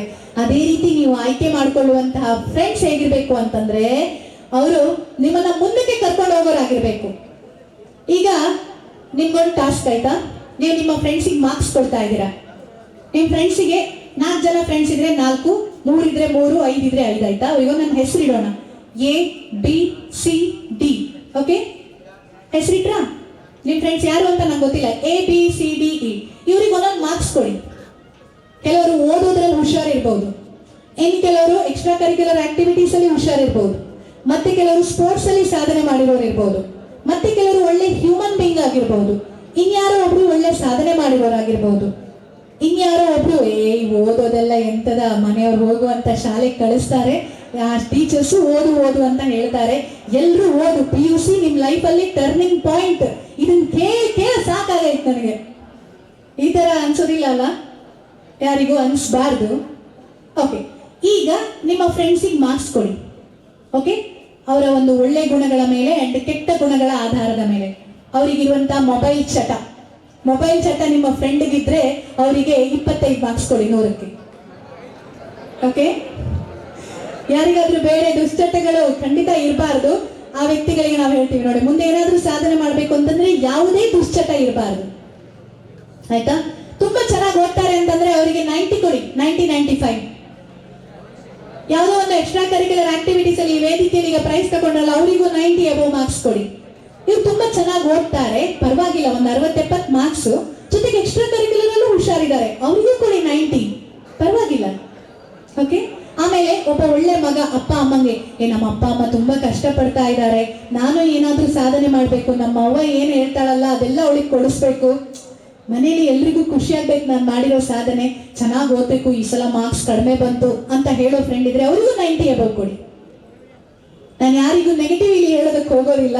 ಎಲ್ಲಾದ್ರೂ ನಿಮ್ಮ ಫ್ರೆಂಡ್ ಓದೋದೇ ಇಲ್ಲ, ನಿಮ್ಮ ಫ್ರೆಂಡ್ ಯಾವಾಗ್ಲೂ ನೋಡಿದ್ರು ಅವರ ಗುಂಗು ಬೇರೆನೇ ಆಗಿರುತ್ತೆ, ಅವ್ರಿಗೆ ಓದೋದ್ರ ಬಗ್ಗೆ ಗಮನನೇ ಇಲ್ಲ, ತಂದೆ ತಾಯಿಗಳ ಬಗ್ಗೆ ಒಂಚೂರು ಕಾಳಜಿ ಇಲ್ಲ, ತಂದೆ ತಾಯಿಗೆ ಎದುರು ಉತ್ತರ ಕೊಡ್ತಾರೆ, ಟೀಚರ್ಸ್ ಹೇಳಿದ್ರೆ ಹಿಂದೆ ಬೈತಾರೆ, ಕ್ಲಾಸಲ್ಲಿ ಪಾಠ ಮಾಡ್ತಾ ಇದ್ರೆ ಹಿಂದ್ಗಡೆ ಇವನೊಬ್ಬ ಬಂದ ಇವಳೊಬ್ಳು ಬಂದು ಏನ್ ಕೊರಿತಾರೆ, ಯಾವಾಗ ಹೋಗ್ತಾರೋ ಕ್ಲಾಸಿಂದ ಆಚೆಗೆ ಅಂತ ತಮಾಷೆ ಮಾಡೋದು, ಗೇಲಿ ಮಾಡೋದು ಅಂತ ಫ್ರೆಂಡ್ಸ್ಗೆ 15 ಮಾರ್ಕ್ಸ್ ಕೊಡಿ. ಕೊಟ್ರಾ? ಓಕೆ. ಈಗ A+B+C+D ಮಾಡಿ ಮಾರ್ಕ್ಸ್ 15, 25, 90, 40, 60 ನಿಮ್ಮದೇ ಫ್ರೆಂಡ್ಸು, ನಿಮ್ಮ ಮಾರ್ಕ್ಸ್ ಅಲ್ಲ, ನಿಮ್ಮ ಫ್ರೆಂಡ್ಸಿನ ಮಾರ್ಕ್ಸು. ಓಕೆ. ಈಗ 4 ಜನ ಫ್ರೆಂಡ್ಸ್ ಇರೋರು 4ರಿಂದ ಭಾಗಿಸಿ, ಡಿವೈಡ್ ಮಾಡಿ. ಓಕೆ. 3 ಜನ ಇರೋರು /3 ಮಾಡಿ, 2 ಇರೋರು /2 ಮಾಡಿ. ಓಕೆ. 5 ಇರೋರು /5. ಯಾರಿಗಾದ್ರೂ 10-15 ಇದ್ದಾರಾ ಫ್ರೆಂಡ್ಸು? ಗ್ಯಾಂಗ್ ಲೀಡರ್ ಅಥವಾ ಗ್ಯಾಂಗ್ಗಳು ಇಲ್ಲ ಅಲ್ಲ, ಗೆಳೆಯರ ಬಳಗ, ಗೆಳತಿಯರ ಬಳಗ. ಓಕೆ. ಈಗ ಒಂದು ಅಮೌಂಟ್ ಬರುತ್ತೆ, ಒಂದು ಸಮ್ /4 3 ಮಾಡಿದಾಗ ಒಂದು ಬರುತ್ತಲ್ಲ ಉತ್ತರ. ಹಾ, ಅದು ಎಷ್ಟು ಬಂತು? ಯಾರಿಗಾದ್ರೂ ಧೈರ್ಯ ಇದೆಯಾ ಓಪನ್ ಆಗಿ ಹೇಳುವಷ್ಟು? ಎಷ್ಟು ಬಂತು? ಯಾರಿಗೆಲ್ಲ 90 ಬಂದಿದೆ? ಬೇಡ, ಹೇಳೋದಿಲ್ಲ, ಫ್ರೆಂಡಿಗೆ ಗೊತ್ತಾದ್ರೆ ಬೇಜಾರಾಗುತ್ತೆ. ಸ್ನೇಹವೇ ಬೇರೆ ಅಂತ ಹೇಳ್ತಿದ್ದೀರಾ. ಇದನ್ನ ನಾನು ಯಾಕೆ ಹೇಳ್ತಾ ಇದ್ದೀನಿ ಅಂತಂದ್ರೆ, ನಾವು ಯಾರ ಜೊತೆ ಬೆಳಗಿಂದ ಸಂಜೆವರೆಗೆ ಇರ್ತೀವೋ, ಗಮನವಿಟ್ಟು ಕೇಳಿ ಇದನ್ನ, ಆದ್ರೆ ಬರ್ಕೊಳ್ಳಿ, ಯಾರ ಜೊತೆಯಲ್ಲಿ ಬೆಳಗಿಂದ ಸಂಜೆವರೆಗೆ ಇರ್ತೀವೋ ಅವರ ಗುಣ ನಾವು ಅವ್ರ ತರನೇ ಆಗ್ಬಿಡ್ತೀವಿ. ಅಂದ್ರೆ ನಿಮ್ಗೆ ಆ ಒಂದು ಅಮೌಂಟ್ ಅಲ್ಲಿ ಮೊತ್ತ ಬಂದಿದೆ ಅಲ್ವಾ, ಅದೇನು ಅಂತ ಕೇಳಿದ್ರೆ ನಿಮ್ ಮಾರ್ಕ್ಸ್. ಅದು ನಿಮಗೆ ಅಲ್ಲಿ 35 ಉತ್ತರ ಬಂದಿದೆ ಅಂತಂದ್ರೆ 35 ನಿಮ್ ಮಾರ್ಕ್ಸ್. ಬೇಕಾ? ಬೇಡ. 90 ಬಂದಿದೆ ಅಂತಂದ್ರೆ 90 ನಿಮ್ದೇ ಮಾರ್ಕ್ಸ್. ಅದು ಸಂಸ್ಕಾರ, ಜೀವನ ಮೌಲ್ಯ, ಇದಕ್ಕೆಲ್ಲ ಮಾರ್ಕ್ಸ್ ಕೊಡಿ. ಸಂಸ್ಕಾರ, ಜೀವನ ಮೌಲ್ಯ, ಒಳ್ಳೆ ಗುಣ, ನಮ್ಮ ಪರಿಸರದ ಬಗ್ಗೆ ಪ್ರೀತಿ, ಭಾಷೆಯ ಬಗ್ಗೆ ಅಭಿಮಾನ, ದೇಶ ಪ್ರೇಮ, ಓದೋದಕ್ಕೆ ಚೆನ್ನಾಗಿ ಎಫರ್ಟ್ ಹಾಕೋದು, ಕೋ ಕರಿಕ್ಯುಲರ್ ಆಕ್ಟಿವಿಟೀಸ್. 90ನೇ ಬಂತಲ್ಲ, ಮತ್ತೇನೇನು ಟೆನ್ಷನ್, ಪರವಾಗಿಲ್ಲ, ಹಬ್ಬ ನನ್ನ ಫ್ರೆಂಡ್ಸ್ ಎಲ್ಲ ಚೆನ್ನಾಗಿದ್ದಾರೆ, ನಾನು ಚೆನ್ನಾಗಿರ್ತೇನೆ. ನಿಜವಾಗಿಯೂ ಯಾಕೆ ಅಂತಂದ್ರೆ ಅವರು ನಮ್ಮ ಮೇಲೆ ಪ್ರಭಾವ ಬೀರ್ತಾರೆ. ನಾವು ಒಂದ್ ವೇಳೆ 90 ತೆಗಿಯೋರಾಗಿದ್ರು ಕೆಲವೊಮ್ಮೆ ಏನಾಗುತ್ತೆ ಅಂತಂದ್ರೆ ಆ ಪ್ರಭಾವಕ್ಕೆ ಒಳಗಾಗ್ತೀವಿ, ನಮಗೂ ಕೂಡ ಅಯ್ಯೋ ಏನಿದು, ಯಾರು ಓದ್ತಾರೆ ಅಂತ ಅಲ್ಲೇ ಟೈಮ್ ಹಾಳಾಗುತ್ತೆ. ಇವತ್ತು ಬೇಡ ಬಿಡು, ನಾಳೆ ಓದಿದ್ರೆ ಆಯ್ತು, ಹಿಂಗೆ ಕಂಟಿನ್ಯೂ ಆಗುತ್ತೆ, ಪೋಸ್ಟ್ಪೋನ್. ಈ ತರ ಮೊಬೈಲ್ ನೋಡಿದೆ, ಮೊಬೈಲ್ ಅಲ್ಲಿ ಏನೋ ಒಂದು ವಿಡಿಯೋ ನೋಡಿದೆ, ನೀನು ನೋಡು ಎಷ್ಟು ಚೆನ್ನಾಗಿದೆ ಅಂತ, ಹಾ ಫಿಲ್ಮ್ ನೋಡೋಣ, ಫಿಲ್ಮ್ ಅಲ್ಲಿ ನಗು ಜೋರು ಬರ್ತಾ ಇದೆ. ಸೊ ಇದನ್ನ ಯಾಕೆ ಹೇಳ್ತಾ ಇದ್ದೀನಿ ಅಂತಂದ್ರೆ, ಈ ಟೈಮ್ ಮತ್ತೆ ವಾಪಸ್ ಬರೋದಿಲ್ಲ. ನಿಮ್ ಟೀಚರ್ಸ್ ಹೇಳೋದು ಅದೇ, ನಾನು ಹೇಳೋದು ಅದೇ, ಜಗತ್ತಲ್ಲಿ ಯಾರೇ ಕೇಳಿದ್ರು ಹೇಳೋದು ಅದೇ. ಹಿಂದೆ ಯಾವತ್ತಾದ್ರೂ ನಾವು ತಪ್ಪು ಮಾಡಿದ್ವಿ ಅಂತಂದ್ರೆ ಓಕೆ, ಬಿಟ್ಬಿಡಿ ಅದನ್ನ. ಆದ್ರೆ ಇನ್ ಮುಂದೆ ಮಾಡಬಾರ್ದು ಅಂತಂದ್ರೆ ಈ ಕ್ಷಣದಿಂದ ಬದಲಾಗಿ ಏನಾದ್ರೂ ಮಾಡಿ. ನಾನು ಇಲ್ಲಿ ಬಂದಿದ್ದೀನಿ, ಇಷ್ಟೆಲ್ಲ ಮಾತಾಡ್ತಾ ಇದ್ದೀನಿ, ಇಷ್ಟು ಕಂಠ ಶೋಷಣೆ ಮಾಡ್ಕೋತಾ ಇದ್ದೀನಿ ಅಂತಂದ್ರೆ ನನಗೊಂದು ಸ್ವಾರ್ಥ ಇದೆ, ನೀವೆಲ್ಲ ಒಳ್ಳೆ ಮಕ್ಕಳಾಗ್ಬೇಕು, ಒಳ್ಳೆ ಪ್ರಜೆಗಳಾಗ್ಬೇಕು ಅಂತ. ಅದಕ್ಕೆ ಒಂದು ನಿಮ್ಮ ಫ್ರೆಂಡ್ಸ್, ಇನ್ನೊಂದು ನೀವು ನೋಡುವಂತ ವಿಡಿಯೋಸ್, ಇದು ಎಲ್ಲರಿಗೂ ಅನ್ವಯ ಆಗುತ್ತೆ. ಮೊಬೈಲ್ ನೋಡುವಂತ ಎಲ್ಲರಿಗೂ ಅನ್ವಯವಾಗುತ್ತೆ. ಈಗ ಫಾರ್ ಎಕ್ಸಾಂಪಲ್ ನಾನ್ ನೋಡುವ ವಿಡಿಯೋಸ್ ಯಾವ್ದು ಗೊತ್ತಾ? ಮೋಟಿವೇಶನಲ್. ಯಾರೆಲ್ಲ ತುಂಬಾ ಚೆನ್ನಾಗಿ ಮಾತಾಡ್ತಾರೆ, ನಾನ್ ಫಾಲೋ ಮಾಡುವಂತ ಒಂದಿಷ್ಟು ವ್ಯಕ್ತಿಗಳಿದ್ದಾರೆ, ಅವರ ಮಾತುಗಳನ್ನ ಕೇಳೋದು, ಅವ್ರು ಹೇಳುವಂತ ಕಥೆಗಳನ್ನ ಕೇಳೋದು, ಆ ಜೀವನ ಅನುಭವವನ್ನ ಕೇಳೋದು.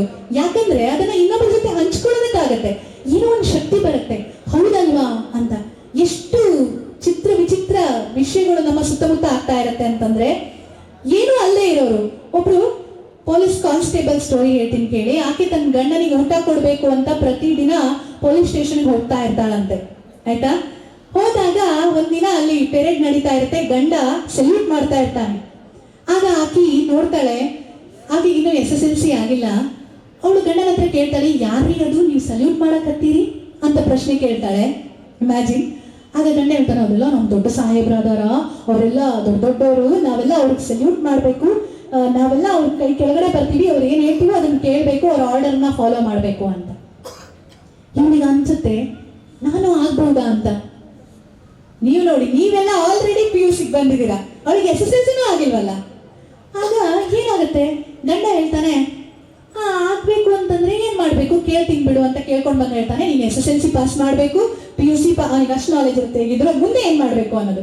ಅಂದ್ರೆ ನೀನು ಡಿಗ್ರಿ ಮಾಡ್ಬೇಕು, ಮತ್ತೆ IPS ಮಾಡ್ಬೇಕು, ಅಥವಾ ಯಾವ್ದಾದ್ರು ಸಿವಿಲ್ ಸರ್ವಿಸ್ ಎಕ್ಸಾಮ್ಗಳನ್ನ ಬರಿಬೇಕು ನೀನು, ಈ ತರ ಎಲ್ಲ ಇದೇ ಪ್ರೊಸೆಸ್ ಅಂತ. ಆಕೆ SSLC ಎಕ್ಸಾಮ್ ಬರೀತಾಳೆ, ಪಾಸ್ ಆಗ್ತಾಳೆ, PUC ಎಕ್ಸಾಮ್ ಬರೀತಾಳಂತೆ, ಪಾಸ್ ಆಗ್ತಾಳೆ, ಆಮೇಲೆ ಡಿಗ್ರಿನೂ ಮಾಡ್ತಾಳೆ.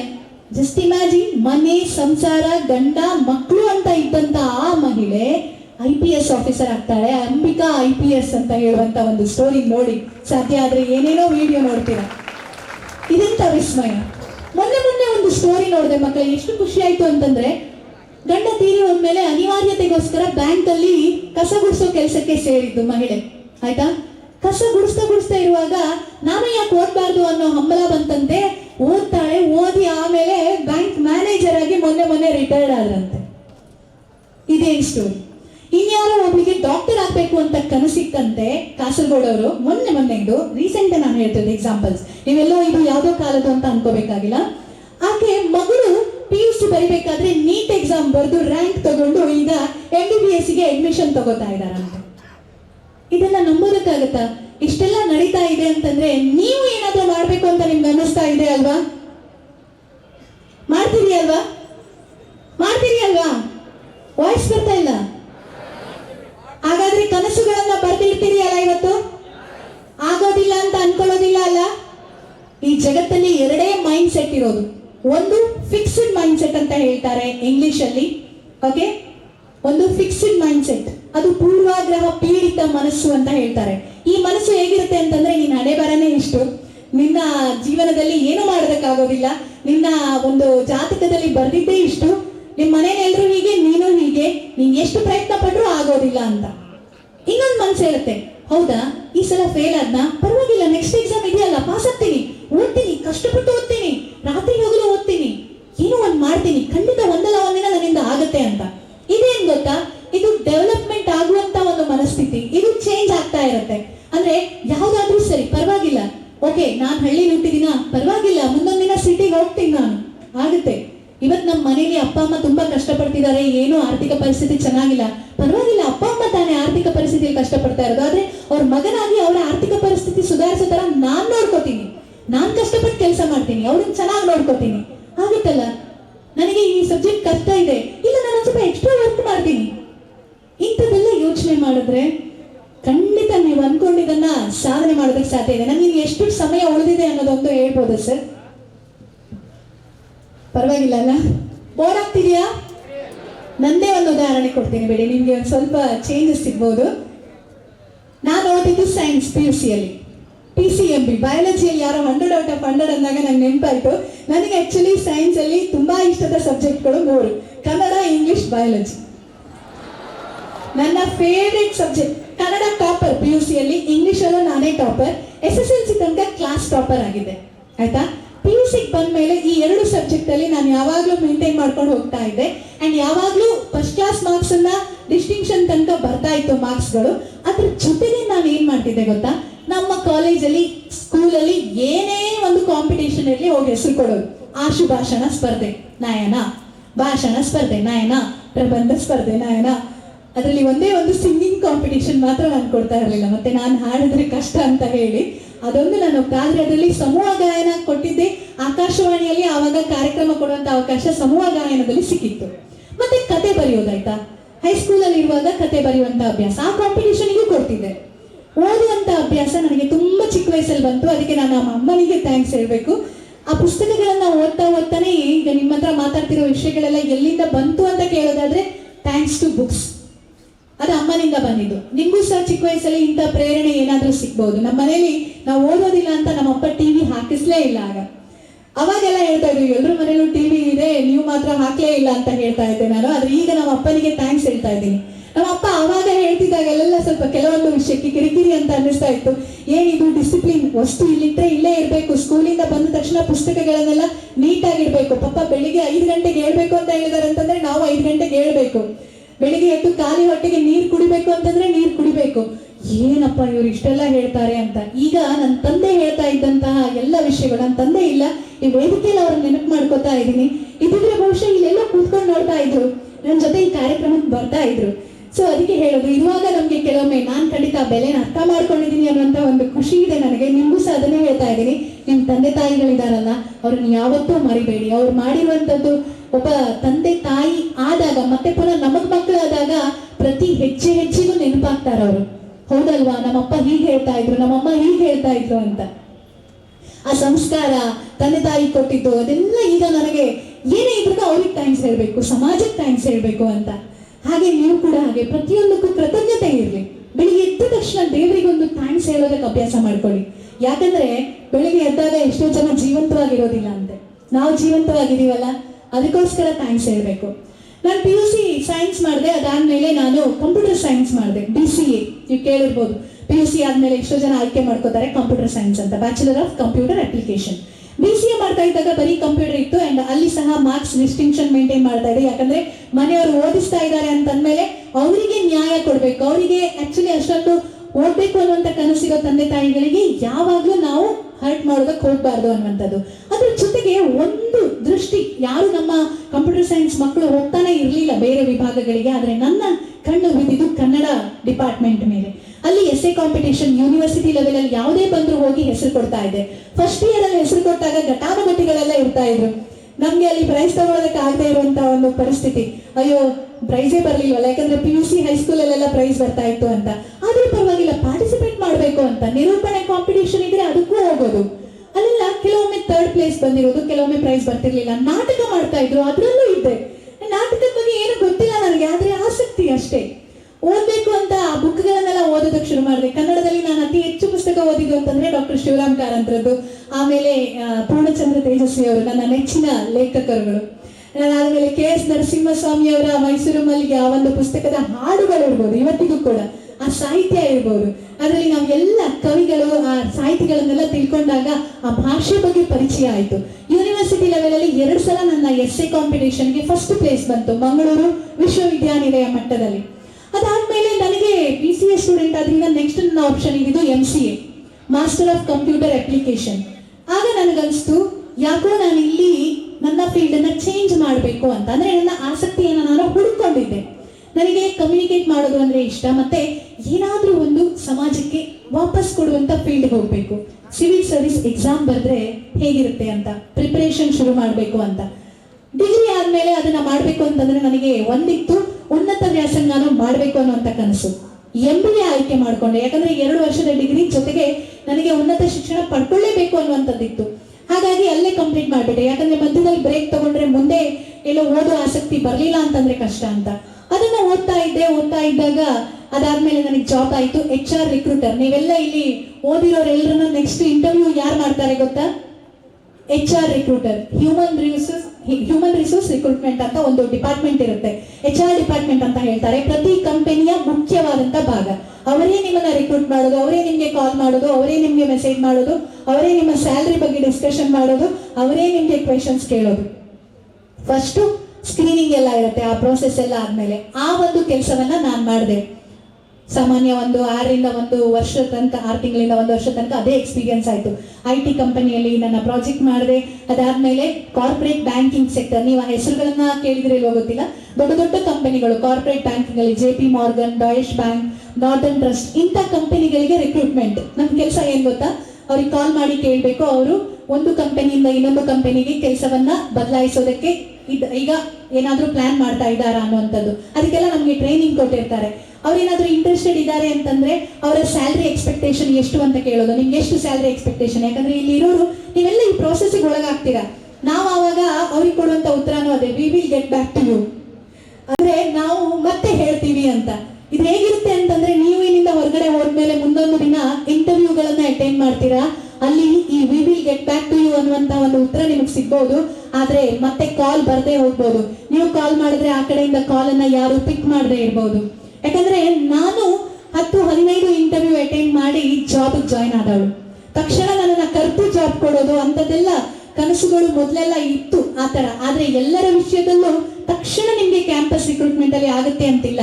ಮೊದಲೇ ಹೇಳಿದ್ರು ಹೋರಾಟ ಮಾಡ್ಬೇಕು ಅಂತ. ಇಲ್ಲಿ ಯಾರು ಸಕ್ಸಸ್ ಅಂದ್ರೆ ನಾವು ಕಾಲೇಜಲ್ಲಿ ಇರುವಾಗ ಎಲ್ಲ ಚೆನ್ನಾಗಿರುತ್ತೆ, ಅಪ್ಪ ಅಮ್ಮ ಎಲ್ಲ ಕೊಡ್ತಾರೆ, ಶಿಕ್ಷಕರು ಎಲ್ಲ ಕೊಡ್ತಾರೆ, ಸಪೋರ್ಟ್ ಮಾಡ್ತಾರೆ.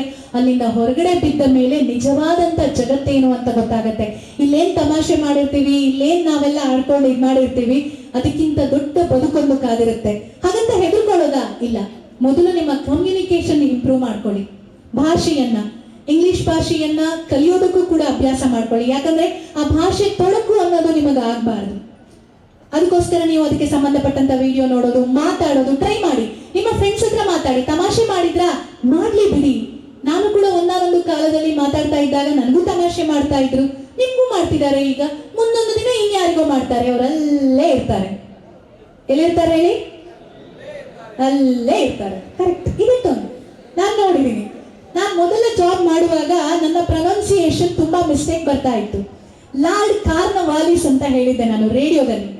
ನನ್ನ ಮೊದಲ ಜಾಬ್ ಅಂತಂದ್ರೆ ರಿಕ್ರೂಟ್ಮೆಂಟ್ ಆದ ಮೇಲೆ, ರೇಡಿಯೋಗೆ ಬಂದಾದ ಮೇಲೆ, ರೇಡಿಯೋ ಇಂಡಸ್ಟ್ರಿಗೆ ಎಂಟ್ರಿ ಕೊಟ್ಟೆ ನಾನು. ಜಾಬ್ ಅನ್ನ ಹುಡುಕ್ತಾ ಇದ್ದಂತ ಸಮಯದಲ್ಲಿ ಮಂಗಳೂರಿಗೆ ಶಿಫ್ಟ್ ಆದ್ಮೇಲೆ, ಅಂದ್ರೆ ಬೆಂಗಳೂರಲ್ಲಿ ನಾನು ಮಾಡಿದಂತ ಕೆಲಸ ಬಿಟ್ಟು ನನ್ನ ಒಂದು ಮದುವೆ ಫಿಕ್ಸ್ ಆದ್ಮೇಲೆ ಮಂಗಳೂರಲ್ಲಿ ನಾನು ಜಾಬ್ ಹುಡುಕ್ತಾ ಇದ್ದಂತ ಟೈಮಲ್ಲಿ ನನಗೆ ಸಿಕ್ಕಂತ ಜಾಬ್ ಈ ರೇಡಿಯೋ. ಅದು ಸಹ ಒಂದು ಕಂಪನಿ.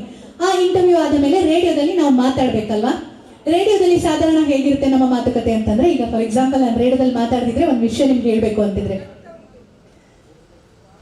ಕೇಳ್ತಾ ಇದ್ದೀರಾ 92.7 big F M Kudla mornings ಅಲ್ಲಿ ಮಾತಾಡ್ತಾ ಇರೋದು ನಾನು ನಾಯನ. ಇವತ್ತಿನ ದಿನವನ್ನ ಶುರು ಮಾಡುವಂತ ಟೈಮ್ ಆಗಿದೆ. ನೀವು ರೆಡಿ ಇದ್ದೀರಿ ಅಂತಂದ್ರೆ ನಾನು ಕೂಡ ರೆಡಿ ಆಗಿದ್ದೀನಿ.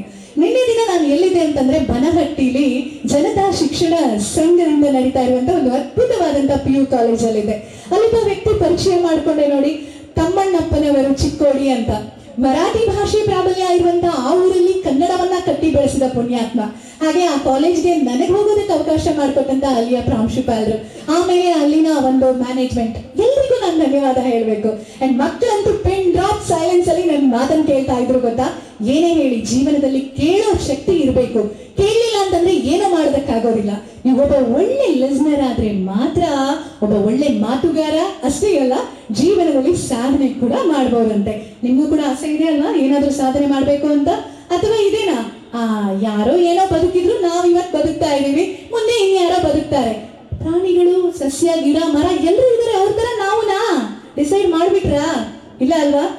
ಆದ್ರೂ ಈ ನಾನು ಬನಹಟ್ಟಿ ಅಂತ ಹೇಳಿದ ತಕ್ಷಣ ಬಾದಾಮಿ ಐಹೊಳೆನ ಬದುಕಲ್ಲಿ ಒಮ್ಮೆ ನೋಡ್ಲೇಬೇಕು ಅಂತ ಅಣ್ಣಾರ್ ಹೇಳಿದಾರಲ್ಲ, ಆ ಹಾಡು ನೆನಪಾಗ್ತಾ ಇದೆ. ನಿಮಗೋಸ್ಕರ ಹುಟ್ಟಿದರೆ ಕನ್ನಡ ನಾಡಲ್ಲಿ ಹುಟ್ಟಬೇಕು ಸಾಂಗ್ ನೆಕ್ಸ್ಟ್ ಬರ್ತಾ ಇದೆ. ನೀವ್ ಯೋಚನೆ ಮಾಡ್ತಾ ಇರಿ ನಿಮ್ಮ ಜೀವನದಲ್ಲಿ ಏನ್ ಮಾಡ್ಬೇಕು ಅಂತ. ಹಾಗೆ ನಾನು ಬನಹಟ್ಟಿ ಕಾಲೇಜಿನ ವಿದ್ಯಾರ್ಥಿಗಳಿಗೆ ಈ ಮೂಲಕ ಧನ್ಯವಾದ ಹೇಳೋಕೆ ಇಷ್ಟಪಡ್ತಾ ಇದ್ದೀನಿ. ಯಾಕಂದ್ರೆ ಅಷ್ಟೊತ್ತು ಒಟವಟ ಅಂತ ಮಾತಾಡ್ತಿದ್ರು, ಎಲ್ಲ ಕೇಳಿಸ್ಕೊಂಡಿದಾರಲ್ಲ ಅಂತ.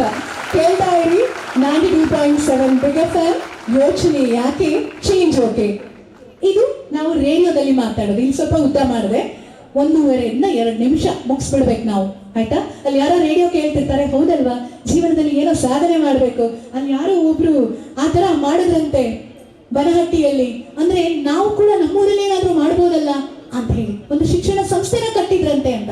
ಈ ಸ್ಫೂರ್ತಿ ಕಥೆಗಳನ್ನ, ರಿಯಲ್ ಲೈಫ್ ಸ್ಟೋರೀಸ್ ನಾನು ಹೆಚ್ಚು ಇಷ್ಟಪಡ್ತೀನಿ. ಯಾಕಂದ್ರೆ ನಮ್ಮ ಮನಸ್ಸಿಗೆ ಮುಟ್ಟತ್ತೆ, ತಟ್ಟತ್ತೆ. ನಮ್ಮ ಅಕ್ಕಪಕ್ಕ ಇರುವಂತ ವ್ಯಕ್ತಿಗಳು ಎಲ್ಲೆಲ್ಲೋ ಹೋಗ್ಬೇಕಾಗಿಲ್ಲ ನಾವು ಸ್ಫೂರ್ತಿಯನ್ನ ಹುಡ್ಕೊಂಡು, ಅಲ್ವಾ?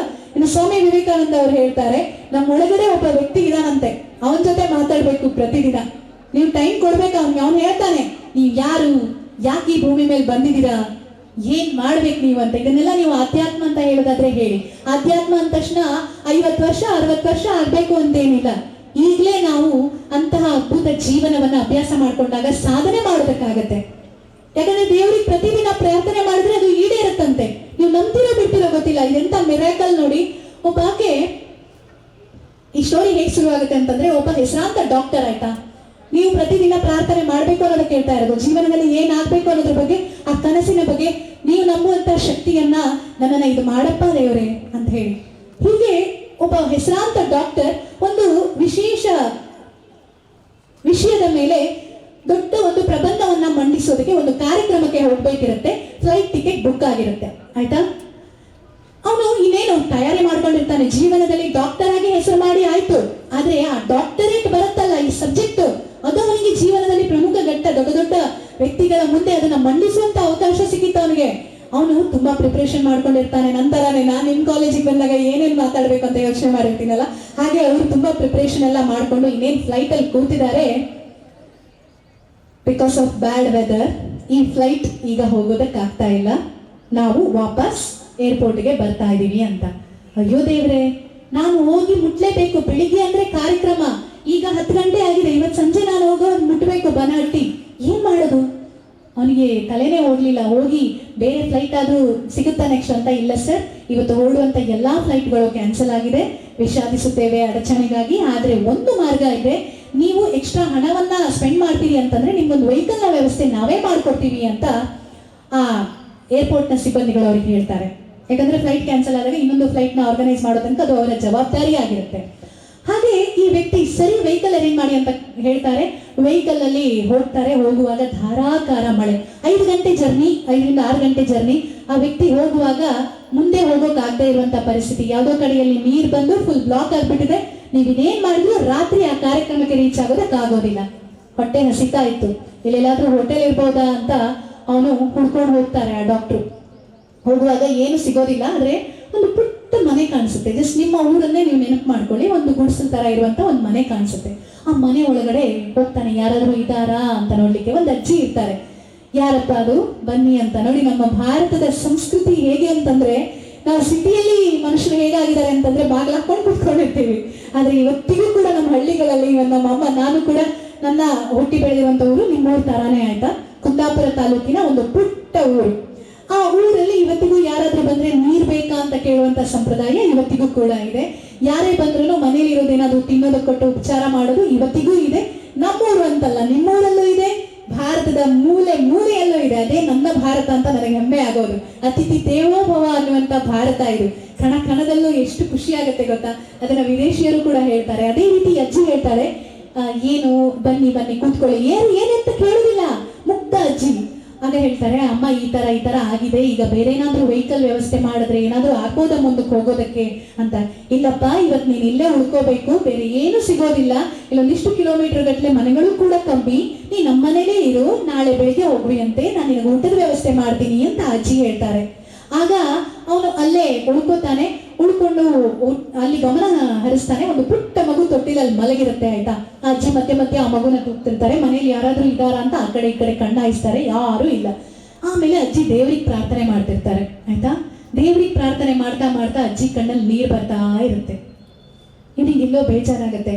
ಪಾಪ ಅಜ್ಜಿಗೆ ಏನೋ ಸಮಸ್ಯೆ ಅನ್ಸುತ್ತೆ, ಹಣಕಾಸಿನ ಸಮಸ್ಯೆ ಅಂತಂದ್ರೆ ನಾನು ಆಕೆಗೆ ಅಲ್ಪ ಸ್ವಲ್ಪ ಸಹಾಯ ಮಾಡ್ಬೋದು, ಏನಾದ್ರೂ ಮಾಡ್ತೀನಿ ನಾನು ಅಂತ.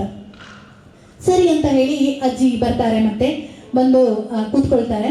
ಅಜ್ಜಿ, ನಿಮ್ಗೇನಾದ್ರೂ ಕಷ್ಟ ಇದೆಯಾ ಹೇಳಿ ನನ್ನ ಜೊತೆ, ನಿಮ್ಗೇನಾದ್ರೂ ನಾನು ಸಹಾಯ ಮಾಡ್ಬೋದಾ ಅಂತ.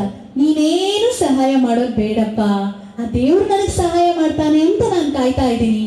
ಆದ್ರೆ ಅದ್ಯಾಕೋ ಗೊತ್ತಿಲ್ಲ, ಆ ದೇವರಿಗೆ ನಾನು ಇನ್ನೂ ನೆನಪೇ ಆಗ್ಲಿಲ್ವೇನೋ, ಆದ್ರೂ ನಾನು ಪ್ರಯತ್ನ ಬಿಡ್ತಾ ಇಲ್ಲ. ದೇವ್ರ ಹತ್ರ ಪ್ರತಿದಿನ ಬೇಡ್ಕೋತಾ ಇದ್ದೀನಿ, ನನ್ನ ಇದೊಂದು ಕೋರಿಕೆನ ನೆರವೇರಿಸು ದೇವ್ರೆ, ಹೇಗಾದ್ರೂ ಮಾಡಿ ನೆರವೇರಿಸು. ನಾನು ನನಗೋಸ್ಕರ ಬೇಡ್ಕೋತಾ ಇರೋದಲ್ಲ, ಈ ಮುದಿ ಜೀವ ಹೋಗೋಕ್ ಟೈಮ್ ಆಯ್ತು. ಆದ್ರೆ ನನ್ನ ಮೊಮ್ಮಗು ಆ ತೊಟ್ಟಿಲಲ್ಲಿ ಮಲಗಿದೆಯಲ್ಲ, ಆ ಮಗುಗೆ 6 ತಿಂಗಳಾಗಿದೆ. ಆ ಮಗುಗೆ ಹಾರ್ಟ್ ಅಲ್ಲಿ ಒಂದು ಹೋಲ್ ಇದೆ, ಅದಕ್ಕೆ ಆಪರೇಷನ್ ಮಾಡ್ಬೇಕು ಅಂತ ಹೇಳಿದ್ದಾರೆ. ಅದನ್ನ ಮಾಡ್ಬೇಕು ಅಂತಂದ್ರೆ ಹೆಸರಾಂತ ಡಾಕ್ಟರ್ ಒಬ್ಬರಿದಾರಂತೆ ಈ ಪಕ್ಕದ ಊರಲ್ಲಿ, ಅವರಿದ್ರೆ ಮಾತ್ರ ಆಪರೇಷನ್ ಆಗತ್ತಂತೆ. ಆದ್ರೆ ಅದು ದೊಡ್ಡ ಸಿಟಿ, ಅಲ್ಲಿ ಹೋಗೋದಕ್ಕೆ ನನಗೆ ದಾರಿ ಗೊತ್ತಿಲ್ಲ, ಯಾರಾದ್ರೂ ಕರ್ಕೊಂಡು ಹೋಗ್ತಾರಾ ಅದೂ ಆಗ್ತಾ ಇಲ್ಲ. 6 ತಿಂಗಳ ಹಿಂದೆ ಈ ಮಗುವಿನ ತಂದೆ ತಾಯಿನೂ ಆಕ್ಸಿಡೆಂಟ್ ಅಲ್ಲಿ ತೀರ್ಕೊಂಡ್ಬಿಟ್ರು. ಅವರಿದ್ದಾಗ ಏನೋ ಓಡಾಟ ಮಾಡಿ ಮಾಡೋದಕ್ಕೆ ಅಂತ ಹೊರಟಿದ್ರು, ಆದ್ರೆ ಈಗ ಅವರೂ ಇಲ್ಲ. ನಾನು ಇವತ್ತೋ ನಾಳೆನೋ ಹೋಗ್ತೀನಿ, ಆದ್ರೆ ಆ ಮಗು ಬದುಕ್ಬೇಕಲ್ಲ. ಆ ದೇವರಿಗೆ ಇನ್ನೂ ನನ್ನ ಮೇಲೆ ಕರುಣೆ ಬರ್ಲಿಲ್ಲ, ಆದ್ರೂ ನಾನು ಪ್ರಯತ್ನ ಬಿಡೋದಿಲ್ಲ. ಪ್ರತಿದಿನ ಹೇಗಾದ್ರೂ ಮಾಡಿ ಆ ಡಾಕ್ಟರ್ನ ಮೀಟ್ ಮಾಡಿಸು, ಹೇಗಾದ್ರೂ ಮಾಡಿ ಆ ಡಾಕ್ಟರ್ನ ಭೇಟಿ ಆಗೋ ತರ ಮಾಡು. ನನಗೆ ಗೊತ್ತಿಲ್ಲ ನೀನು ಹೇಗ್ ಮಾಡ್ತೀಯಾ ಅಂತ, ದೇವರೇ ನಿನ್ನನ್ನು ನಾನು ನಂಬಿದ್ದೀನಿ ಅಂತ. ನಂಬಿಕೆಗಿರುವಂತ ಶಕ್ತಿ ನೋಡಿ ಆ ಡಾಕ್ಟ್ರು ಅದೇ ವ್ಯಕ್ತಿ ಆಗಿರ್ತಾರೆ. ಇಲ್ಲಿ M.R. ಮಣಿಕಾಂತ್ ಅವರು ಬರೆದಂತಹ ಒಂದು ಪುಸ್ತಕವನ್ನ ಕೊಟ್ಟರು ಮಕ್ಕಳಿಗೆ. ಇಲ್ಲಿ ಯಾರದ ಕೈಯಲ್ಲಿದೆ ಅಲ್ಲ, ಮಣಿಕಾಂತ್ ಅವರು ಬರೆದಂತ ಪುಸ್ತಕ, ಮಣಿಕಾಂತ್ ಸರ್ ಬರೆದಂತ ಪುಸ್ತಕ ಸಿಕ್ಕಿದೆ ಅಲ್ಲ, ಪ್ರೈಸ್ ಕೊಟ್ಟಿದ್ದು. ಅದನ್ನ ಓದಿ ಅಷ್ಟೇ ಅಲ್ಲ, ನಿಮ್ಮ ಫ್ರೆಂಡ್ಸಿಗೂ ಕೊಡಿ. ಇದೇ ಕಥೆಯನ್ನ ನಾನು ಅಲ್ಲಿ ಓದಿದ್ದು, ಇದು ನಿಜವಾದ ನಡೆದಂತಹ ಒಂದು ಘಟನೆ ಅನ್ನುವಂಥದ್ದು. ಆ ವ್ಯಕ್ತಿ ಹೇಳ್ತಾರೆ, ಅಮ್ಮ ನೀವೇನು ಚಿಂತೆ ಮಾಡಬೇಡಿ, ಈ ಮಗುನ ನಾನ್ ಕರ್ಕೊಂಡು ಹೋಗ್ತೀನಿ, ಅದಕ್ಕೆ ಬೇಕಾದಂತಹ ಒಂದು ವ್ಯವಸ್ಥೆಯನ್ನ ಮಾಡ್ತೀನಿ ಅಂತ. ಕತೆ ನಿಜಾನೋ ಕಾಲ್ಪನಿಕವೋ ಅನ್ನೋದು ಮುಖ್ಯ ಅಲ್ಲ, ನಂಬಿಕೆಗಿರುವಂತಹ ಶಕ್ತಿ. ನೀವೀಗ ನಿಮ್ಮ ಕನಸುಗಳನ್ನ ಬರೆದಿಟ್ಟಿದ್ದೀರಿ ಮಕ್ಕಳೇ, ಅದು ಈಡೇರುತ್ತೆ ಅನ್ನುವಂತ ನಂಬಿಕೆ ಇರ್ಲಿ. ಪ್ರತಿದಿನ ಅದು ಈಡೇರ್ಲಿ ದೇವ್ರೆ, ಹೇಗಾದ್ರೂ ಮಾಡಿ ನೆರವೇರ್ಸಪ್ಪ ಅಂತ ಬೇಡ್ಕೊಳ್ಳಿ, ಹಾಗೇ ಆಗತ್ತೆ. ಇದನ್ನ ಆಗೋದಿಲ್ಲ ಅಂತಂದ್ರೆ ನಿಮ್ಮಲ್ಲೇ ಏನ್ ಸಮಸ್ಯೆ ಇದೆ ಅಂತ ಅರ್ಥ, ಬೇರೆಯವರಲ್ಲಿ ಯಾರಲ್ಲೂ ಸಮಸ್ಯೆ ಇಲ್ಲ. ಇನ್ನೊಂದು ಬಹಳ ಮುಖ್ಯವಾಗಿ ನಿಮ್ಮ ತಂದೆ ತಾಯಿಗಳನ್ನ ನೋಡ್ಕೊಳ್ಳೋದು. ಇಲ್ಲಿರೋರೆಲ್ಲ ಒಳ್ಳೆ ಶಿಕ್ಷಣ ತಗೊಂಡಿದ್ದೀರಾ, ನಂಗೆ ಗೊತ್ತು, 100% ಶೋರ್. ಈ ಶಾಲೆಯಲ್ಲಿ ನಾನು ನೋಡ್ತಾ ಇದ್ದೇನೆ, ನಾನೇನಾದ್ರೂ ಈ ಊರಲ್ಲಿ ಇದ್ದಿದ್ರೆ ನಾನು ಇದೇ ಶಾಲೆಗೆ ನನ್ನ ಮಕ್ಳನ್ನ ಕಳಿಸ್ಬೋದಿತ್ತೇನೋ ಅಂತ. ಯಾಕೆ ಆ ರೀಸನ್ ಹೇಳ್ತೀನಿ ಕೇಳಿ. ಬಹುಶಃ ನೀವು ಹೇಳ್ಬೋದು, ಈ ಮೇಡಮ್ ಎಲ್ಲೇ ಹೋದ್ರು ಮೈಕಲ್ ಇದೇ ಮಾತನ್ನು ಹೇಳ್ತಾರೇನೋ ಅಂತ. ಯಾಕೆ ನನಗೆ ಎಕ್ಸೈಟ್ಮೆಂಟ್ ಕ್ರಿಯೇಟ್ ಆಗುತ್ತೆ, ಖುಷಿ ಕೊಡುತ್ತೆ ಅಂತ ಹೇಳ್ತೀನಿ. ನಾನು ಕೇವಲ ಓದೋದ್ರಲ್ಲಿ ಮಾತ್ರ ಅಲ್ಲ, ಎಲ್ಲದರಲ್ಲೂ ಇರಬೇಕು ಅಂತ ಬಯಸೋಳು ಒಬ್ಬಳ ತಾಯಿಯಾಗಿ ಅಷ್ಟೇ ಅಲ್ಲ, ಬೇರೆ ಮಕ್ಕಳಿಗೂ ಅದನ್ನೇ ಹೇಳ್ತೀನಿ. ಎಲ್ಲಾ ಚಟುವಟಿಕೆಯಲ್ಲಿ ಭಾಗವಹಿಸಿ. ಓದಿದ್ರೆ ಕೇವಲ ಪುಸ್ತಕದ ಹುಳು ಆಗ್ತೀರಾ, ಮನುಷ್ಯರ ಜೊತೆ ಮಾತಾಡೋದು ಗೊತ್ತಿರಲ್ಲ ನಿಮ್ಗೆ. ಎದುರುಗಡೆ ಇರುವಂತ ವ್ಯಕ್ತಿ ಜೊತೆ ವ್ಯವಹರಿಸಬೇಕು. ನನ್ನ ಫೀಲ್ಡ್ ಅಲ್ಲಿ ನಾನು ಕೆಲಸ ಮಾಡ್ತಾ ಇರುವಾಗ ಕಾರ್ಪೊರೇಟ್ ಜಗತ್ತಿನಲ್ಲಿ ಒಂದಿಷ್ಟು ಜನರ ಜೊತೆ ಕೆಲಸ ಮಾಡ್ಬೇಕಾಗತ್ತೆ. ಅವರೆಲ್ಲ ನಮ್ಮ ಮನೆಯವರು, ನಮ್ಮ ಅಪ್ಪ ಅಮ್ಮನ ತರ ಇರೋದಿಲ್ಲ, ನಮ್ಮ ಟೀಚರ್ ತರಾನೂ ಇರೋದಿಲ್ಲ. ಹೇಗಿರುತ್ತೆ ಗೊತ್ತಾ ಕಾರ್ಪೊರೇಟ್ ಪಾಲಿಟಿಕ್ಸ್ಗಳು? ಅಂತಹ ವ್ಯಕ್ತಿಗಳ ಜೊತೆ ನಾವು ಉತ್ತಮವಾಗಿ ಸಂವಹನ ಮಾಡೋದನ್ನ ಕಲ್ತಿರ್ಬೇಕು. ಈಚೆಯಿಂದ ಆಚೆಗೆ ಹೇಳುವಂಥದ್ದು ವಿಚಾರಗಳನ್ನ ಆಚೆಯಿಂದ ಈಚೆಗೆ ತಂದು ಹೇಳುವಂಥದ್ದಲ್ಲ. ಎಲ್ಲರ ಜೊತೆ ಪ್ರೀತಿಯಿಂದ ಇದ್ದು ಎಲ್ಲರಿಗೂ ಬೇಕಾಗುವಂತ ವ್ಯಕ್ತಿಯಾಗಿ ಬದುಕೋದಿದೆ ಅಲ್ವಾ, ಅದೇ ನಮಗೆ ಮನಃಶಾಂತಿ ಕೊಡುತ್ತೆ. ನೀವು ಕೆಲಸ ಮಾಡೋ ಜಾಗದಲ್ಲಾದ್ರೂ ಮುಂದೊಂದು ದಿನ ಹಾಗೇ ಇರಿ, ಅಲ್ಲಿರುವಂತ ಜನರ ಜೊತೆ ಚೆನ್ನಾಗಿರಿ. ಅಲ್ಲಿ ಫ್ರೆಂಡ್ಸ್ ಅನ್ನ ಮಾಡ್ಕೊಳ್ಬಹುದೋ ಬೇಡವೋ ಗೊತ್ತಿಲ್ಲ ನನಗೆ, ಆದ್ರೆ ಅಲ್ಲಿ ಆ ಕೆಲಸ ಮಾಡೋದಿದೆ ಅಲ್ವಾ, ನಿಮ್ಮ ಬಾಸ್ಗೋಸ್ಕರ ಅಲ್ಲ, ನಿಮ್ಮ ಫ್ಯೂಚರ್ಗೋಸ್ಕರ ಕೆಲಸ ಮಾಡಿ. ಅದು ನಿಮ್ಮನ್ನ ಮುಂದೆ ಕರ್ಕೊಂಡು ಹೋಗುತ್ತೆ. ನಾನು ಸೋತ್ರೆ, ನಾನು ಫೇಲ್ ಆದ್ರೆ ಆ ಯೋಚನೆ ಮಾಡಬೇಡಿ. ಒಂದ್ ವೇಳೆ ಸೋಲು ಬಂದ್ರೆ ಎಲ್ರಿಗೂ ಗೆಲ್ಲೋದಕ್ಕೆ ಒಂದೇ ಸಲ ಆಗೋದಿಲ್ಲ.